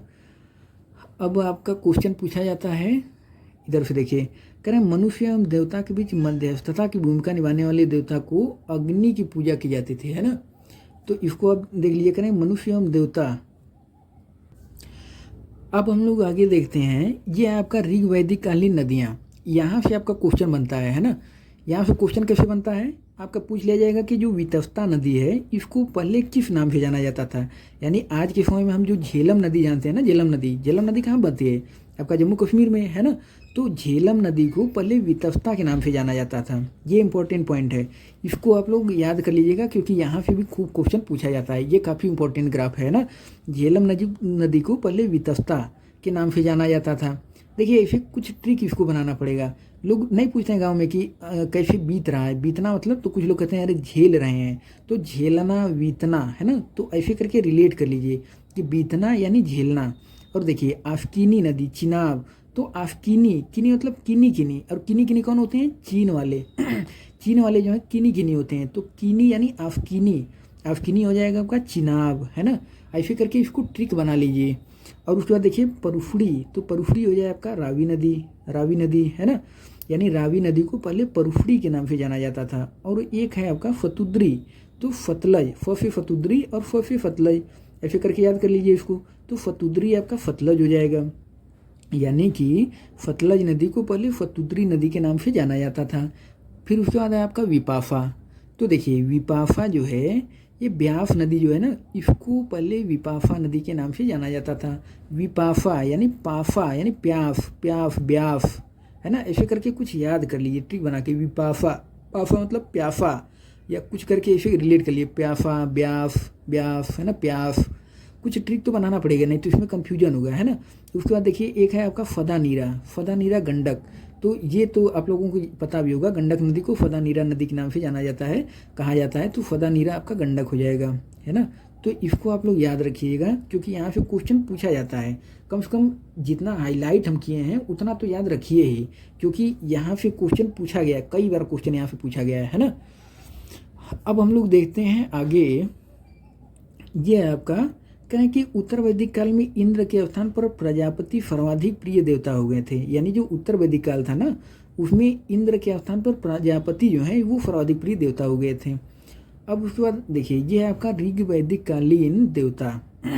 करें इंद्र युद्ध का नेता एवं वर्षा का देवता कहा जाता था। यानी जो इंद्र हैं इन्हें युद्ध का नेता या वर्षा का देवता कहा जाता था। ये तो आप लोगों को पता भी होगा, गांव में भी लोग कहते हैं कि बारिश नहीं हो रही, यानी इंद्र देवता नाराज हैं। यानी कि इंद्र को जो है ये वर्षा का देवता माना जाता है। अग्नि को जो है ये देवता एवं मनुष्य के बीच मध्यस्थ के रूप में जाना जाता था अग्नि को।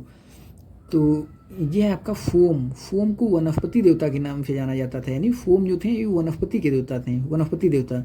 और विष्णु यानी विष्णु भगवान, तो विष्णु भगवान की तो आज भी पूजा की जाती है। तो विष्णु भगवान को आप आज भी पालनहर्ता यानी पालन करता, है ना। तो विष्णु भगवान को पालनकर्ता कहा जाता है। विष्णु भगवान को विश्व के संरक्षक एवं पालनकर्ता कहा जाता है। तो ये तो सिंपल सी बात है। मरुत यानी आंधी तूफान का देवता। कभी कभी क्वेश्चन कैसे बनता है कि मरुत क्या कौन थे, तो मरुत जो है ये आंधी तूफान के देवता थे। यानी क्वेश्चन आपसे बन जाएगा कि आंधी तूफान के देवता कौन थे, तो आंधी तूफान के देवता कौन थे? आपके मरुत थे। ऐसे करके आपका क्वेश्चन बन जाता है। और देखिए कह रहे हैं कि आपसे कह रहे हैं कि उत्तर वैदिक काल में राजा के राज्याभिषेक के समय राजसूय यज्ञ का अनुष्ठान किया जाता था। यानी जो उत्तर वैदिक काल था ना, जब राजा का राज्याभिषेक किया जाता था तो उससे पहले राजसूय यज्ञ किया जाता था। राजसूय यज्ञ के बारे में आप लोग जानते भी होंगे, राजसूय यज्ञ कराया जाता था, है ना।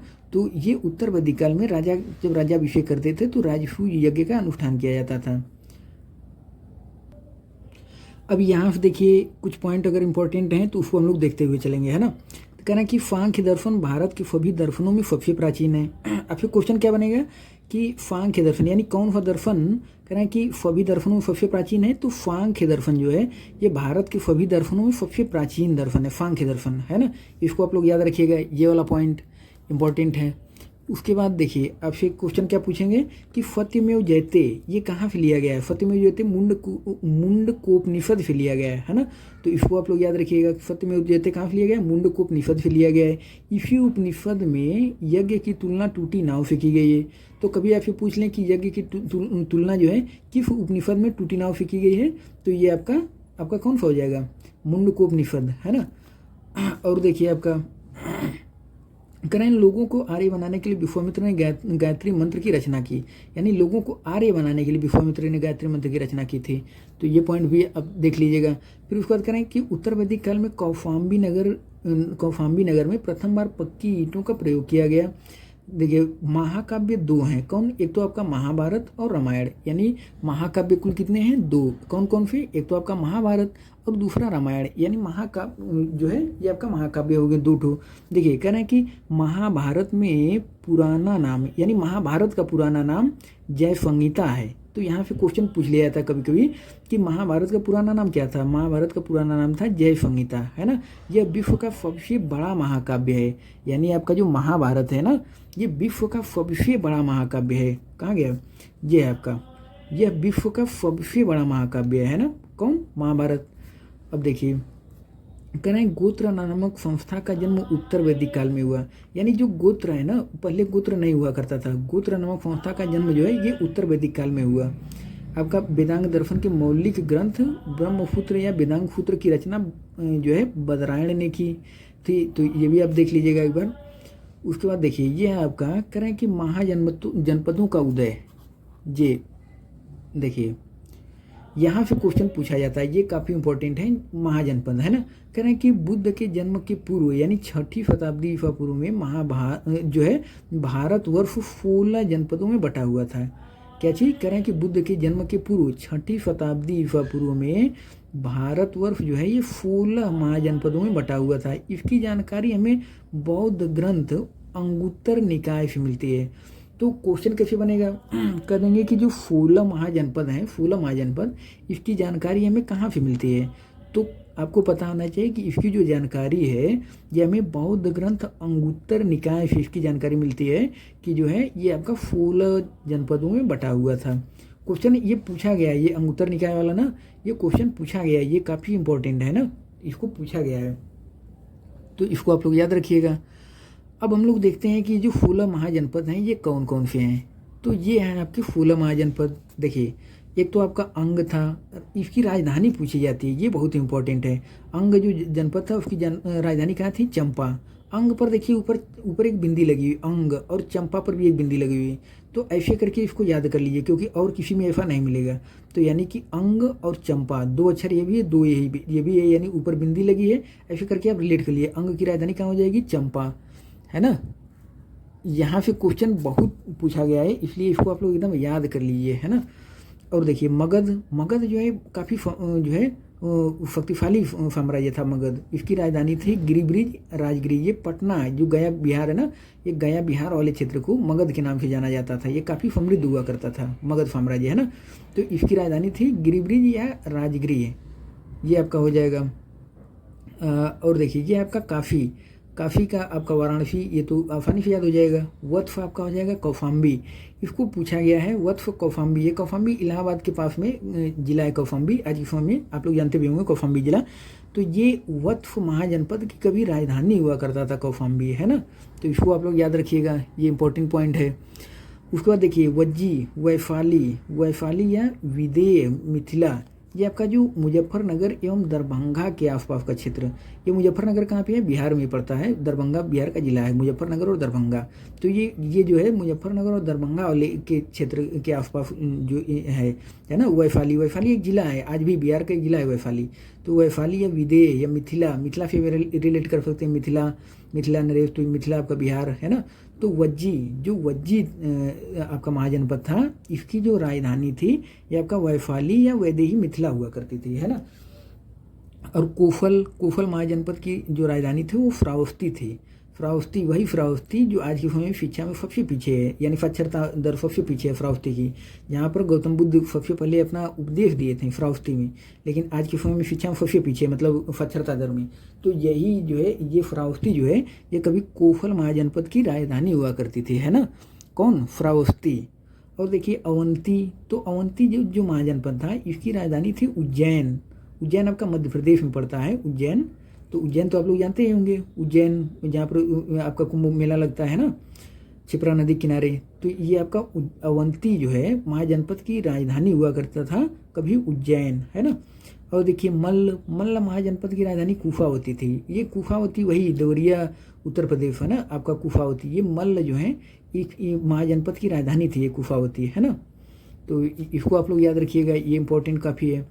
उसके बाद आपका है पंचाल, ये है आपका पंचाल। तो पंचाल अहिछत्र या कंपिल्य, है ना। पंचाल जो है जो महाजनपद था उसकी राजधानी हुआ करता था अहिछत्र या फिर कंपिल्य। इसको आप लोग याद कर लीजिएगा चाहे जैसे भी, लेकिन यहाँ से क्वेश्चन चूंकि पूछा जाता है, ये बहुत ही इंपॉर्टेंट है। अब देखिए उसके बाद है आपका चेदी। जो चेदी महाजनपद था इसकी राजधानी शक्तिमती थी, चेदी की शक्तिमती थी। कुरु की राजधानी जो थी इंद्रप्रस्थ थी, है ना। तो कुरु इंद्रप्रस्थ हो गया आपका। मत्स्य जो है विराटनगर हो गया, मत्स्य महाजनपद की राजधानी विराटनगर थी। और कंबोज जो है, कंबोज की राजधानी हाटक थी। फूरफेन की मथुरा थी। ये फूरफेन वाला पूछा गया, देखिए इसमें से कई ठो पूछा जा चुका है। हमें जहाँ तक याद आ रहा है कि ये फूरफेन वाला भी पूछा जा चुका है, अफमक भी पूछा जा चुका है, अफमक के पीसीएस प्री में पूछा गया था, अफमक भी पूछा जा चुका है। यहाँ फिर यूपीपी के प्री में भी, यूपीपी के एग्जाम में भी क्वेश्चन एक पूछा गया था, है ना। शायद हमें लग रहा है कोई था, पता नहीं पंचाल या कोई पूछा गया था, है ना। तो इसको आप लोग याद रखिएगा। फूरफेन जो है ये आपका मथुरा हो जाएगा, है ना। फूरफेन मथुरा हो गया। अफमक जो है ये पोटली है ना, ये पूछा गया पीसीएस प्री में। अफमक जो है पोटली और पोतन, ये आपका अफमक है। और गांधार ये तक्षशिला, है ना, तक्षशिला हो जाएगा राजधानी गांधार ये महाजनपद था, इसकी राजधानी तक्षशिला थी। ये है आपका गांधार, तो गांधार की राजधानी तक्षशिला थी। अब हम लोग जैन धर्म के बारे में देखेंगे।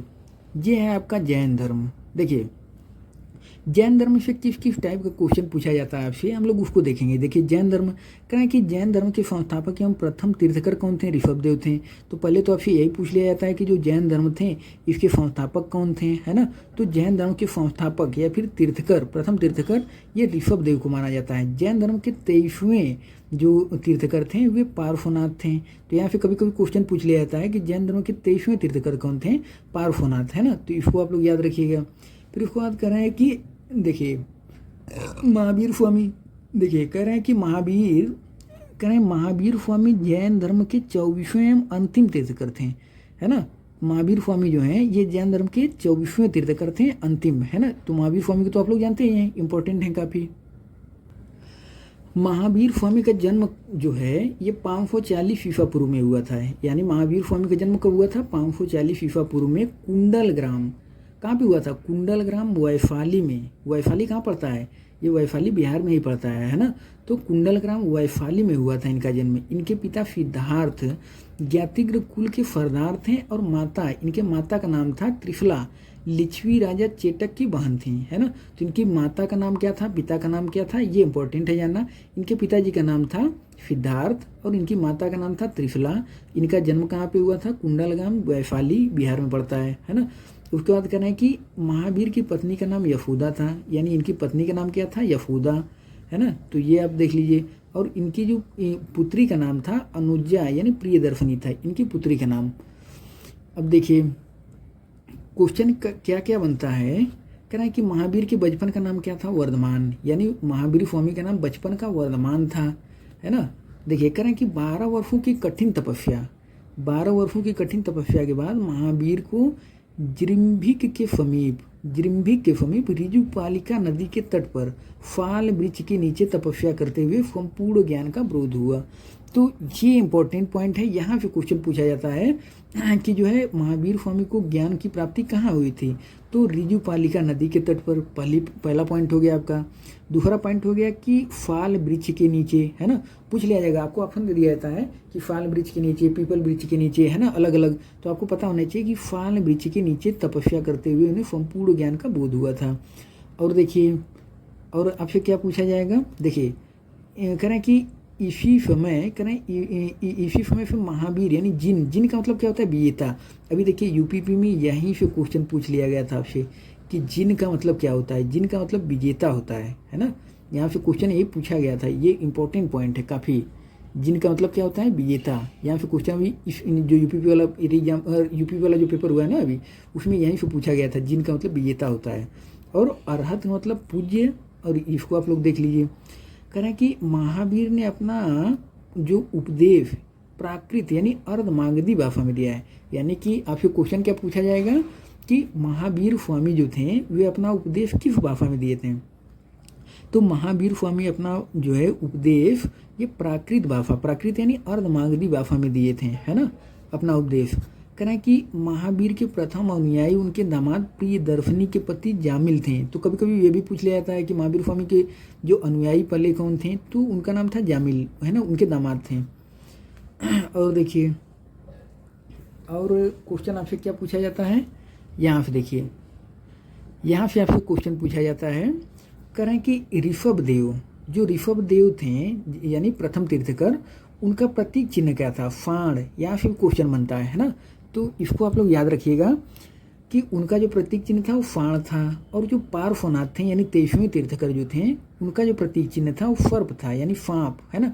पार्श्व यानी इस पर र है और सर्प ऐसे र है आधा, ऐसे करके याद कर लिए। तो पार्श्वनाथ आपका हो जाएंगे सर्प, है ना। उसके बाद आपका महावीर, तो महावीर स्वामी ये आपका सिंह, नाम में लगा है वीर, और वीर का मतलब हो जाएगा सिंह यानी शेर क्या होते हैं, वीर होते हैं, है ना। तो सिंह और वीर ऐसे करके याद कर लिए, कुछ ना कुछ तरीका बना करके। तो महावीर स्वामी जो हैं इनका संबंध किससे हो जाएगा, सिंह से हो जाएगा, शेर से हो जाएगा, है ना। ये 24वें तीर्थकर थे। ये हो गया आपका पॉइंट। अब हम लोग आगे देखते हैं। देखिए कह रहे हैं कि 2 जैन तीर्थकरों ऋषभदेव एवं, देखिए ये है आपका,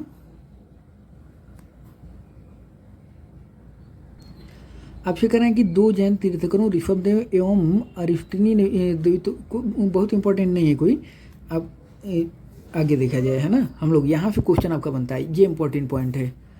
ये जो है स्थूलभद्र, यहाँ से क्वेश्चन आपका बनता है कि स्थूलभद्र के शिष्य श्वेतांबर यानी श्वेत वस्त्र धारण करने वाले एवं भद्रबाहु के शिष्य जो हैं ये दिगंबर यानी नग्न रहने वाले कहलाएं, है ना, नग्न रहने वाले। तो यहाँ से क्वेश्चन बन जाता है। तो देखिए इसमें था क्या, रीजन क्या था, इसको अगर आप पढ़ेंगे ना तो पता चलेगा। जैसे करें कि लगभग 300 ईसा पूर्व मगध में 12 वर्षों भीषण अकाल पड़ा, जिसके कारण आपका देखिए जिसके कारण भद्रबाहु अपने शिष्यों सहित कर्नाटक चले गए, किंतु कुछ अनुयायी स्थूलभद्र के साथ मगध में ही रुक गए, है ना। कह रहे हैं कि भद्रबाहु के वापस लौटने पर मगध के साधुओं ने उनका गहरा मतभेद हो गया, है ना। कह रहे हैं कि जिसके परिणाम स्वरूप जैन मत 2 यानी श्वेतांबर एवं दिगंबर में बंट गया। और उसके बाद क्या है कि स्थूलभद्र के शिष्य जो थे वे श्वेतांबर कहलाएं यानी श्वेत वस्त्र धारण करने वाले, और भद्रबाहु के जो शिष्य थे वे दिगंबर यानी नग्न रहने वाले कहलाएं। तो ये आपका है श्वेतांबर और दिगंबर। यहाँ पे पूछ लिया जाता है श्वेतांबर क्या है, दिगंबर क्या है, तो इसको आप लोग याद रखिएगा ये वाला। उसके बाद हम लोग आगे देखते हैं। ये आपका जो जैन संगीतियाँ हुई थी, यहाँ पे क्वेश्चन पूछा जाता है। तो देखिए कह रहे हैं कि प्रथम जो आपका जैन संगीति थी जैन धर्म की, वो कहाँ पे हुई थी, पाटलिपुत्र में हुई थी। यहाँ से क्वेश्चन पूछा जाता है कि जो पहली जैन धर्म की संगीति थी वो कहाँ हुई थी, पाटलिपुत्र। पाटलिपुत्र कहाँ पड़ता है, बिहार, है ना। जो पटना है वही आपका पाटलिपुत्र पहले हुआ करता था। तो ये आपका हो गया। और अध्यक्ष कौन थे, स्थूलभद्र उसमें अध्यक्ष थे। और जो द्वितीय वाली बद्ध संगीति हुई थी वो बल्लभी यानी गुजरात में हुई थी, बल्लभी गुजरात में। और क्षमा श्रवण जो है वो अध्यक्ष थे, क्षमा श्रवण अध्यक्ष थे। तो कह रहे हैं कि जैन धर्म के त्रिरत्न, यहाँ से क्वेश्चन पूछ लिया जाता है, जैन धर्म के त्रिरत्न कौन कौन से हैं? सम्यक दर्शन, सम्यक ज्ञान, सम्यक आचरण, ये आपके जैन धर्म के त्रिरत्न हैं। तो इसको आप लोग याद रखिएगा, है ना।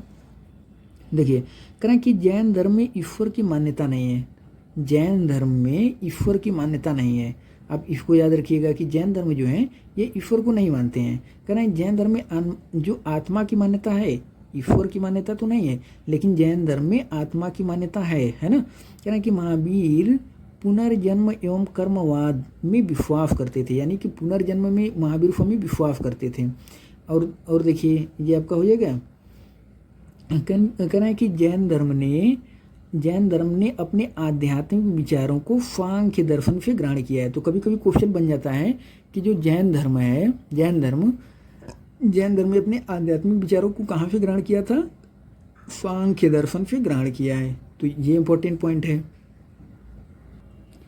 अब यहाँ देखिए जैन धर्म मानने वाले कुछ राजा, यानी जैन धर्म को मानने वाले राजा कौन कौन से थे? जैसे उदयन, चंद्रगुप्त मौर्य, है ना। चंद्रगुप्त मौर्य भी बाद में जैन धर्म को अपना लिया था, तो ये भी चंद्रगुप्त मौर्य भी जैन धर्म को मानते थे, है ना। बहुत कलिंग नरेश, खारवेल हो गए, राष्ट्रकूट राजा, अमोघ वर्ष, चंदेल शासक, ये जैन धर्म को मानने वाले कुछ राजा थे। इसको आप लोग एक बार देख लीजिएगा। उसके बाद देखिए कह रहे हैं कि खजुराहो में जैन मंदिरों का निर्माण चंदेल शासकों द्वारा किया गया था।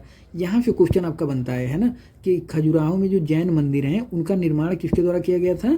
चंदेल शासकों के द्वारा उनका निर्माण कराया गया था, है ना। उसके बाद कह रहे हैं कि मौर्योत्तर युग में मथुरा जैन धर्म का प्रसिद्ध केंद्र था, यानी कि मौर्योत्तर युग में जो है आपसे क्वेश्चन बनेगा कि कौन, या फिर पूछ लिया जाएगा कि मौर्योत्तर युग में मथुरा, तो कह रहे हैं कि पूछ लिया जाएगा कि जैन धर्म का प्रमुख केंद्र कौन सा था?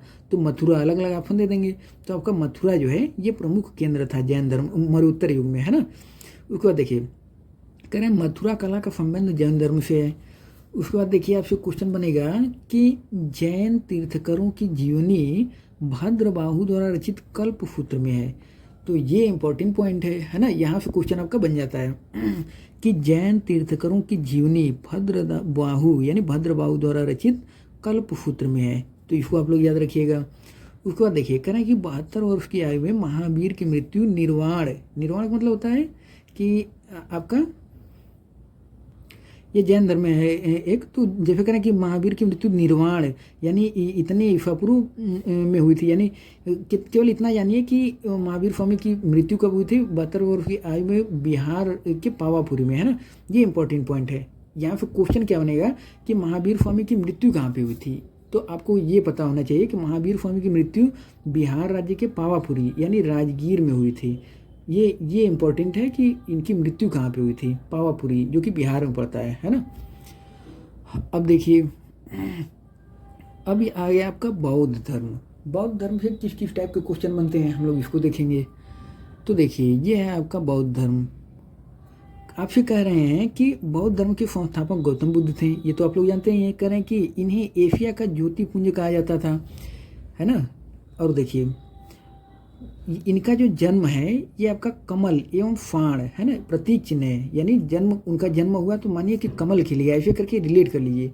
तो कमल इनका प्रतीक चिन्ह है, कमल एवं फाण। उसके बाद गृहत्याग का मतलब घोड़ा।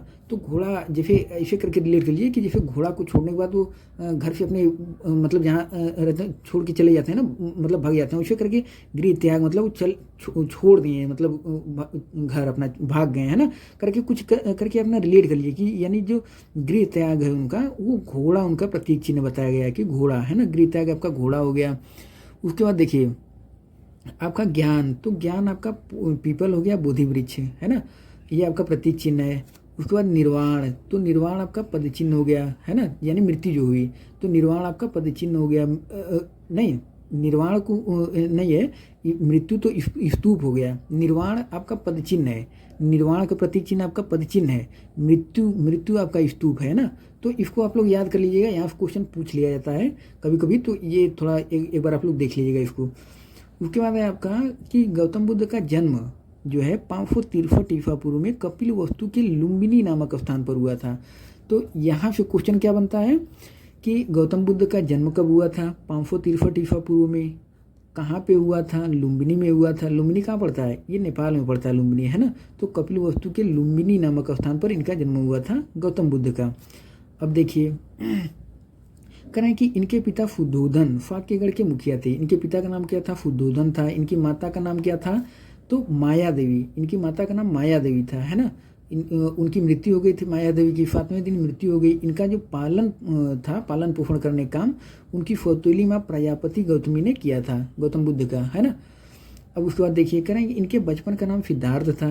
ये तो आप लोग जानते ही हैं, गौतम बुद्ध के बचपन का नाम सिद्धार्थ था। करेंगे गौतम बुद्ध का विवाह 16 वर्ष की अवस्था में यशोधरा के साथ हुआ था। यानी गौतम बुद्ध की पत्नी का नाम क्या था? यशोधरा। यशोधरा, है ना। इनके पुत्र का नाम क्या था? राहुल। गौतम बुद्ध के पुत्र का नाम क्या था? राहुल, है ना। करेंगे सिद्धार्थ जब कपिलवस्तु की सैर पर निकले तो उन्होंने निम्न 4 दृश्य देखे: बूढ़ा व्यक्ति, बीमार व्यक्ति, शव, एक सन्यासी। तो उसके बाद फिर सांसारिक समस्याओं से व्यथित होकर सिद्धार्थ ने 29 वर्ष की अवस्था में गृह त्याग किया, जिसे बौद्ध धर्म में महाविनिष्क्रमण कहा गया। तो क्वेश्चन आपका क्या बनता है कि जो है उनके जो गृह त्याग किए हैं गौतम बुद्ध के द्वारा जो गृह त्याग किया गया उसे बौद्ध धर्म में क्या कहा जाता है? तो महाविनिष्क्रमण कहा गया, है ना। तो इसको आप लोग याद रखिएगा, ये इंपॉर्टेंट पॉइंट है। फिर कह रहे हैं कि गृह त्याग करने के बाद सिद्धार्थ यानी बुद्ध ने वैशाली के अलार कलाम से सांख्य दर्शन की शिक्षा ग्रहण की। जो अलार कलाम थे वो सिद्धार्थ के प्रथम गुरु हुए। तो आपसे कभी कभी पूछ लिया जाता है कि सिद्धार्थ के प्रथम गुरु कौन थे? तो सिद्धार्थ के प्रथम गुरु जो थे वो अलार कलाम थे, है ना। अलार कलाम उनके प्रथम गुरु थे। उसके बाद देखिए ये है आपका करें कि बिना अन्न जल ग्रहण किए 6 वर्ष की कठिन तपस्या के बाद 35 वर्ष की आयु में वैशाख की पूर्णिमा की रात निरंजना यानी फल्गु नदी के किनारे पीपल वृक्ष के नीचे सिद्धार्थ को ज्ञान प्राप्त हुआ। तो अब यहाँ से क्या क्या क्वेश्चन बनता है उसको हम लोग देखेंगे, किस किस टाइप क्वेश्चन बनता है। पहली बात तो कि करें कि 6 वर्ष की कठिन तपस्या के बाद 35 वर्ष की आयु में वैशाख की पूर्णिमा यानी उनको जो ज्ञान की प्राप्ति हुई थी गौतम बुद्ध को वो वैशाख की पूर्णिमा के दिन हुई थी। इसलिए वैशाख की पूर्णिमा काफ़ी इंपॉर्टेंट माना जाता है ना। तो वैशाख की पूर्णिमा के दिन ज्ञान की प्राप्ति हुई थी। कहाँ पे हुई थी? निरंजना यानी फल्गु नदी, ये आपका बिहार में बहती है फल्गु नदी। तो निरंजना नदी के तट पर। और कौन सा वृक्ष था? पीपल का वृक्ष था, है ना। जो महावीर स्वामी थे उनको साल के वृक्ष के नीचे ज्ञान प्राप्ति हुई थी, इनको पीपल के वृक्ष के, है ना।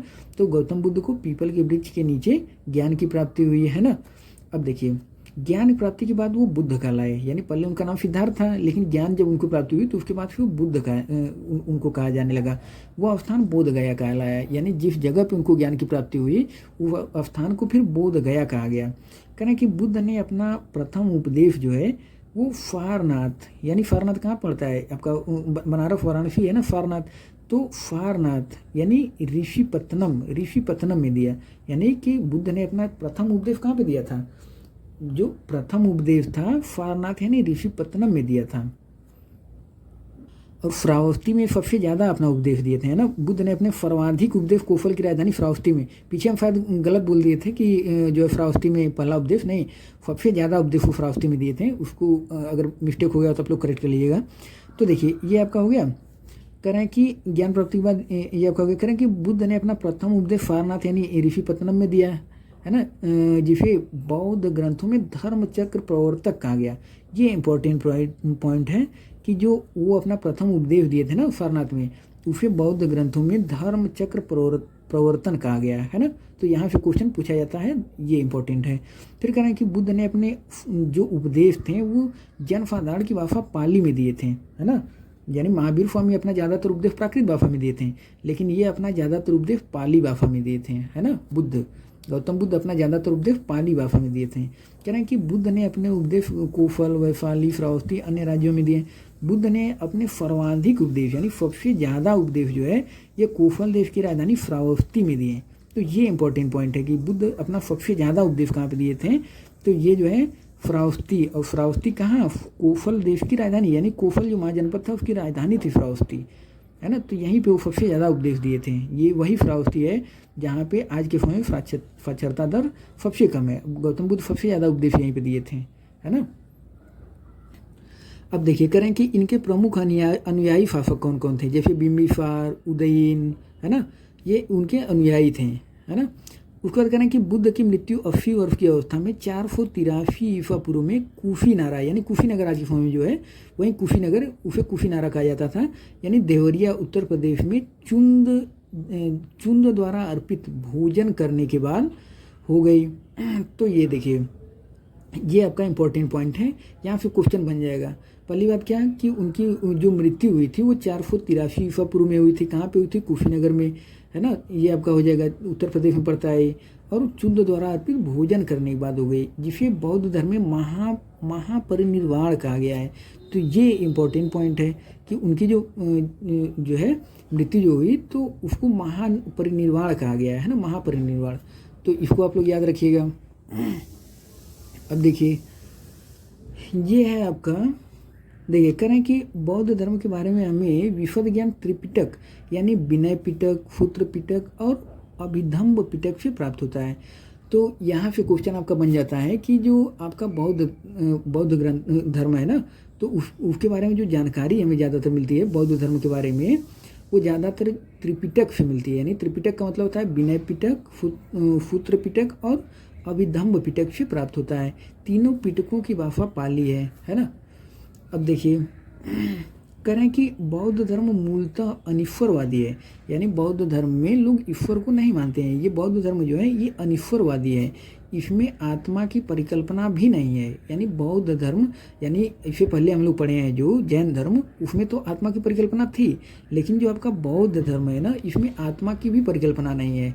ये अनिश्वरवादी हैं, ईश्वर को नहीं मानते हैं बौद्ध धर्म वाले। तो ये हो गया आपका। अब देखिए कह रहे हैं कि बौद्ध धर्म में पुनर्जन्म की मान्यता है ना। आत्मा की मान्यता तो नहीं, लेकिन पुनर्जन्म की मान्यता है बौद्ध धर्म में। उसके बाद देखिए कह रहे हैं कि ये आपका हो गया दुखों से भरा है। ये देखिए कह रहे हैं कि विश्व दुखों से भरा है का सिद्धांत बुद्ध ने उपनिषद से लिया। तो ये जो सिद्धांत था ना कि विश्व जो है दुखों से भरा है, ये बुद्ध ने उपनिषद से लिया था, है ना। तो इसको आप लोग याद कर लीजिएगा। उसके बाद आपका क्वेश्चन किस किस टाइप बनता है हम लोग मेन फोकस रिसीव करेंगे। देखिए जैसे यहाँ से क्वेश्चन आपका बनता है, ये है आपका, है ना। यहाँ से आपका क्वेश्चन बनता है पहली बात तो कि बौद्ध धर्म के त्रिरत्न कौन कौन से हैं? बुद्ध, धर्म एवं संघ, ये आपके त्रिरत्न है बौद्ध धर्म के। कौन कौन? तो ये आपका हो गया बौद्ध धर्म के त्रिरत्न कौन? बुद्ध, धर्म एवं संघ। अब देखिए ये है आपका बौद्ध सभाएं। यहाँ से क्वेश्चन आपका बनता है कि प्रथम बौद्ध संगीति कहाँ पे हुई थी? जो प्रथम बौद्ध संगीति थी वो राजगृह में हुई थी। राजगृह कहाँ पड़ता है? ये आपका बिहार में पड़ता है ना। राजगृह भी बिहार में, वैशाली भी बिहार, है ना। ये पाटलिपुत्र भी बिहार, ये सब बिहार में ही पड़ते हैं। तो देखिए प्रथम बौद्ध संगीति कहाँ पे हुई थी? राजगृह में। शासक कौन था? अजातशत्रु, है ना। अजातशत्रु शासक था। जो दूसरी वाली हुई थी वो वैशाली में हुई थी और कालाशोक शासक था उस समय, है ना। और तीसरी वाली हुई थी पाटलिपुत्र में। अशोक जो है वो उस समय शासक था, अशोक। और चौथी वाली जो थी वो ये कुंडल वन में हुई थी और कनिष्क शासक था, है ना। तो इसको आप लोग कुछ ट्रिक बनाना चाहें तो ट्रिक बना करके इसको याद कर लीजिए, क्योंकि यहाँ पे क्वेश्चन खूब पूछा गया है ना। ये काफ़ी इंपॉर्टेंट है। प्रथम बौद्ध संगीति कहाँ हुई? राजगृह में। शासक कौन था? अजातशत्रु। उसके बाद द्वितीय वाली कहाँ हुई? वैशाली में हुई थी, कालाशोक शासक था। उसके बाद तृतीय वाली कहाँ हुई? पाटलिपुत्र में हुई, अशोक जो है शासक था। और चतुर्थ वाली कहाँ हुई? कुंडल वन में और कनिष्क शासक था। तो ये जो चारों बौद्ध संगीतियाँ हैं इसको आप लोग ट्रिक बनाकर चाहे जैसे भी करके इसको याद कर लीजिए, क्योंकि यहाँ से क्वेश्चन खूब पूछा जाता है। ये बहुत ही इंपॉर्टेंट है ना।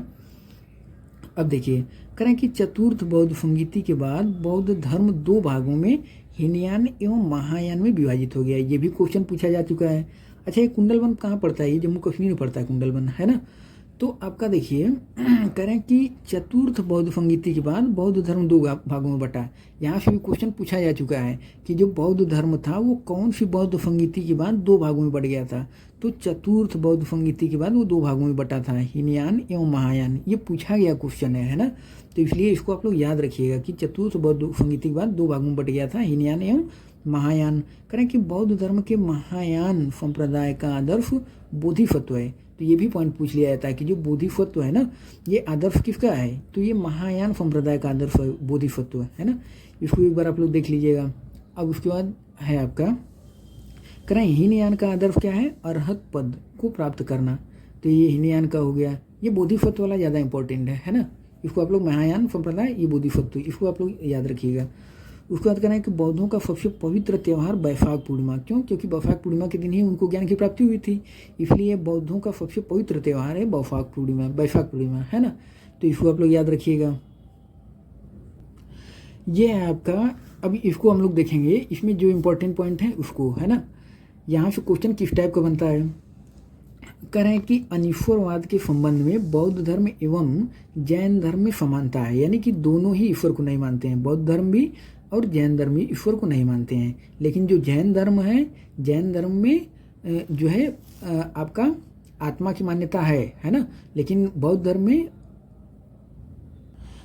धर्म में आत्मा की भी परिकल्पना नहीं, यानी आत्मा भी नहीं मानते बौद्ध धर्म वाले, है ना, कि आत्मा भी होती है। तो ये हो गया आपका। अब उसका देखिए, ये है आपका इंपॉर्टेंट पॉइंट, कहना कि सर्वाधिक बुद्ध मूर्तियों का निर्माण गंधार शैली के अंतर्गत किया गया है। ये पॉइंट इंपॉर्टेंट है, यहाँ पूछ लिया जाता है कि सबसे ज़्यादा जो है बुद्ध की मूर्तियों का निर्माण किस शैली में किया गया है, तो ये गांधार शैली में किया गया है, के अंतर्गत किया गया है। लेकिन बुद्ध की जो प्रथम मूर्ति थी वो संभवतः मथुरा कला के अंतर्गत बनी थी, तो सबसे ज़्यादा जो निर्माण हुआ है वो गांधार शैली में हुआ था। अब उसके बाद देखिए, कह रहे हैं कि भारत में उपासना की जीने वाली प्रथम मूर्ति संभवतः बुद्ध की थी, यानी भारत में उपासना की जाने वाली, कह रहे हैं कि भारत में जो उपासना की जाती है ना, वो प्रथम मूर्ति संभवतः बुद्ध की थी। अब देखिए, यहाँ पे क्वेश्चन कभी कभी पूछ लिया जाता है। देखिए, हेमिस मठ जो है, हेमिस मठ कहाँ पे है, ये लद्दाख में है, जम्मू कश्मीर में। इसको आप लोग याद रखिएगा, हेमिस मठ लद्दाख जम्मू कश्मीर, यहाँ पे क्वेश्चन पूछा जाता है, ये इंपॉर्टेंट पॉइंट है, हेमिस मठ, है ना। उसके बाद है आपका बोधि मंठा है, ये बहुत इंपॉर्टेंट नहीं है, बस इसमें हेमिस वाला याद रखिएगा, हेमिस मठ जो है ये लद्दाख में है। अब हम लोग आगे देखते हैं, ये है आपका शैव धर्म। तो शैव धर्म जो है, ये आपका शैव धर्म है। शैव धर्म से किस टाइप का क्वेश्चन बनता है, हम लोग इसको एक बार देखेंगे। देखिए, कह रहे हैं कि लिंग पूजा का पहला स्पष्ट वर्णन मत्स्य पुराण में मिलता है, यानी आपसे पूछ लिया जा सकता है कि लिंग पूजा का पहला स्पष्ट वर्णन किस पुराण में मिलता है, तो मत्स्य पुराण में मिलता है। कह रहे हैं महाभारत के अनुशासन पर्व से भी लिंग पूजा का वर्णन मिलता है, यानी जो लिंग पूजा की जाती है ना शंकर भगवान की, तो जो शंकर भगवान की लिंग पूजा का स्पष्ट वर्णन पहला जो है ये मत्स्य पुराण में मिलता है ना। तो इसको आप लोग एक बार देख लीजिएगा। उसके बाद आपसे क्वेश्चन क्या पूछा जाएगा, अब हम लोग आगे देखते हैं। यहाँ से आपके पूछा गया क्वेश्चन कि आजीवक संप्रदाय के जो है संस्थापक कौन थे, मक्खली गोपाल, है ना। तो इसको आप लोग याद रखिएगा, आजीवक संप्रदाय के जो संस्थापक थे वो मक्खली गोपाल थे, इसको आप लोग याद रखिएगा।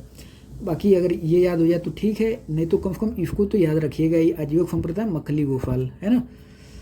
अब उसके बाद हम लोग आगे देखते हैं, करें कि लिंगायत संप्रदाय दक्षिण भारत में प्रचलित था, जिन्हें जंगम भी कहा जाता था। तो ये लिंगायत जो संप्रदाय ये कहाँ पे था, दक्षिण भारत में लिंगायत संप्रदाय, है ना। अब देखिए आगे हम लोग देखते हैं, यहाँ से क्वेश्चन आपका बनता है, ये है आपका, देखिए यहाँ से क्वेश्चन आपका बनता है, करें कि एलोरा के प्रसिद्ध कैलाश मंदिर का निर्माण राष्ट्रकूटों ने करवाया था, है ना। तो कैलाश मंदिर का निर्माण किसने करवाया था, राष्ट्रकूटों ने करवाया था। एलोरा मतलब लोरा लेकर के कूटना, है ना, कुछ ऐसे करके कर लिए, तो एलोरा हो जाएगा आपका राष्ट्रकूट। एलोरा के जो मंदिर हो जाएंगे ये राष्ट्रकूट ने बनवाए थे ना, तो आप ऐसे करके टिक बना के रिलेट कर लिए। तो एलोरा के प्रसिद्ध कैलाश मंदिर का निर्माण किसने करवाया था, राष्ट्रकूटों ने करवाया था। कह रहे हैं चोल शासक राजराज प्रथम ने तंजौर में प्रसिद्ध राजराजेश्वर मंदिर का निर्माण करवाया था। तो ये भी इम्पोर्टेंट पॉइंट है, राजराज प्रथम ने राजराजेश्वर मंदिर, है ना, जिसे बृहदेश्वर मंदिर के नाम से भी जाना जाता है, यानी जो राजराजेश्वर मंदिर है इसे ही बृहदेश्वर मंदिर के नाम से भी जाना जाता है। और इसका निर्माण किसने करवाया था, चोल शासक राजराज प्रथम ने, है ना। तो इसको आप लोग याद रखिएगा, क्योंकि यहाँ से क्वेश्चन पूछा जाता है, ये काफ़ी इंपॉर्टेंट है, यहाँ से क्वेश्चन पूछा गया है। अब उसके बाद देखिए हम लोग देखेंगे वैष्णव धर्म। तो वैष्णव धर्म से कोई खास क्वेश्चन बनता नहीं है वैसे तो, एक बार आप लोग देख लीजिए, ये आपका वैष्णव धर्म कह रहे हैं कि वैष्णव धर्म के प्रवर्तक कृष्ण थे, है ना। इसको बस इतना आप लोग जानते रहिए। और कह रहे हैं कि विष्णु के 10 अवतारों का उल्लेख मत्स्य पुराण में मिलता है ना। तो विष्णु के 10 अवतारों का उल्लेख कहाँ मिलता है, तो विष्णु के 10 अवतारों का उल्लेख जो है ये मत्स्य पुराण में मिलता है। यहाँ से क्वेश्चन बन जाता है कि विष्णु के 10 अवतारों का उल्लेख कहाँ पे मिलता है, तो ये मत्स्य पुराण में मिलता है। एक बार देख लीजिए, कोई बहुत खास इंपॉर्टेंट नहीं है ना। देखिए कह रहे हैं कि भगवान विष्णु के सुदर्शन चक्र में 6 तीलियाँ हैं।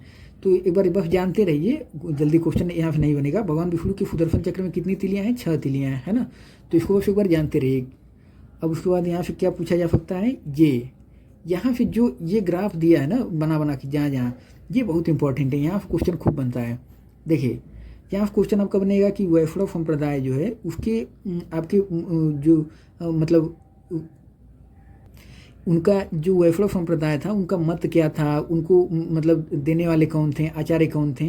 तो यहाँ से क्वेश्चन बनता है। तो वैष्णव संप्रदाय आपका ये रामानुज से संबंधित है, और ये रामानुज जो थे ये विशिष्टाद्वैत संबंधित हैं। आपका कूट में दे दिया जाता है कि रामानुज जो है किसी उनका मत क्या था, तो रामानुज का मत था विशिष्टाद्वैत।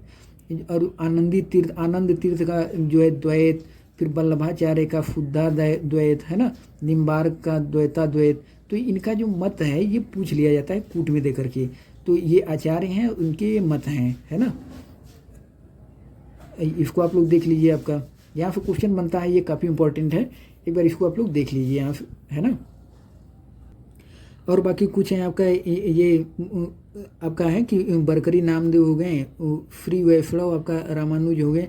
तो एक बार इसको आप लोग देख लीजिए। हालांकि जो पहले हम दिखाए हैं वहाँ क्वेश्चन बनता है ज़्यादातर, है ना। ये है आपका, ये देखिए कह रहे हैं कि अंकुरवाड का मंदिर कंबोडिया यानी कंबोज के राजा सूर्यवर्मन द्वितीय के द्वारा बनवाया गया था। कब? लगभग 1113 से 50 के बीच में। ये नहीं पूछा जाएगा आपसे कब, बस इतना पूछा जाता है कि अंकुरवाड का मंदिर किसके द्वारा बनवाया गया था।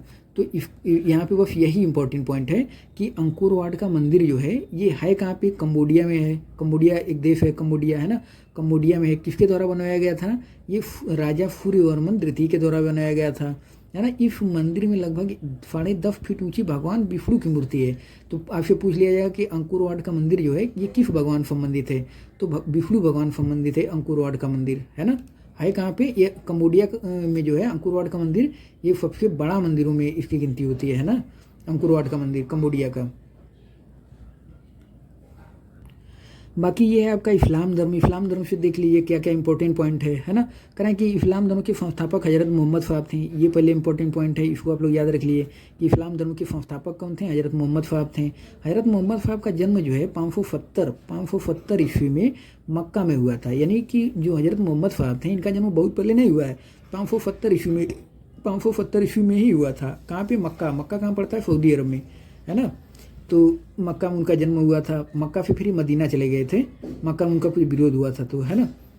अब देखिए ये है आपका, यहाँ ये देखिए यहाँ से आपका कह रहे हैं कि कुरान जो है ये देखिए कह रहे हैं कि कुरान इस्लाम धर्म का पवित्र ग्रंथ है। तो आपसे कभी कभी आपको पता होना चाहिए कि इस्लाम धर्म में जो है ये कुरान जो है ना, ये इस्लाम धर्म का सबसे पवित्र धर्म ग्रंथ है कुरान। और देखिए कह रहे हैं कि पैगंबर मोहम्मद साहब ने कुरान की शिक्षाओं को उपदेश दिया, यानी जो कुरान की शिक्षाओं को उपदेश दिए हैं ये पैगंबर मोहम्मद साहब दिए हैं। तो कुरान जो है उनका सबसे पवित्र धर्म ग्रंथ है इस्लाम धर्म का। उसके बाद आपका क्वेश्चन देखिए क्या क्या बनेगा आपका। कह रहे हैं कि देखिए पूरा हम लोग डिटेल नहीं देख रहे हैं, यहाँ बस जो इंपॉर्टेंट पॉइंट है वही देख रहे हैं। जैसे करें कि पैगंबर मोहम्मद साहब के उत्तराधिकारी खलीफा कहलाएं, यानी खलीफा कौन थे? पैगंबर मोहम्मद साहब के जो उत्तराधिकारी थे वो खलीफा कहलाए थे। करें कि इस्लाम जगत में खलीफा पद 1924 तक रहा। फिर उसके बाद 1924 में इसे तुर्की के शासक मुस्तफ़ा कमाल पाशा ने समाप्त कर दिया था। करें कि देखिए इब्न इशाक ने सर्वप्रथम पैगंबर साहब का जीवन चरित्र लिखा था, यानी पैगंबर मोहम्मद साहब का जीवन चरित्र कौन लिखा था? इब्न इशाक ने। और देखिए कह रहे हैं कि भारत में सर्वप्रथम इस्लाम का आगमन अरबों के जरिए हुआ, यानी जो भारत में इस्लाम का आगमन हुआ है वो अरबों के जरिए, यानी जो अरब आक्रमणकारी थे उनके जरिए इस्लाम का प्रचार प्रसार हुआ है। यहाँ ज़्यादातर अरबों ने आक्रमण कब किया था? सिंध पर विजय प्राप्त की थी 712 ईस्वी में। तो अरबों की वजह से यहाँ पे इस्लाम का प्रचार प्रसार हुआ भारत में। कह रहे हैं कि 712 में अरबों ने सिंध जीत लिया, है ना। और सबसे पहले भारत के इसी भाग में इस्लाम धर्म एक महत्वपूर्ण धर्म बना, है ना।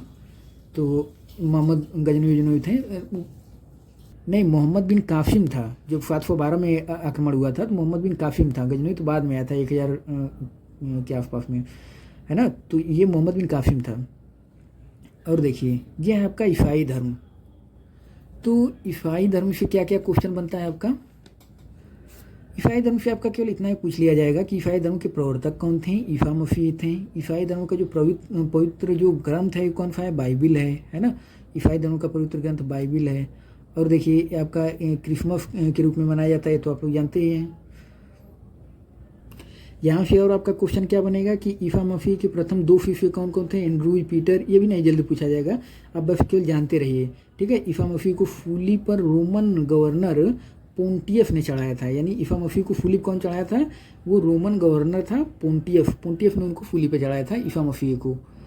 अब और देखिए यहाँ से करें कि ईसाई धर्म का सबसे पवित्र चिन्ह जो है क्रास है, इसलिए ईसाई जो है ना वो क्रास का चिन्ह लगाए रहते हैं ज़्यादातर, तो ये ईसाई धर्म का पवित्र चिन्ह है क्रास, है ना।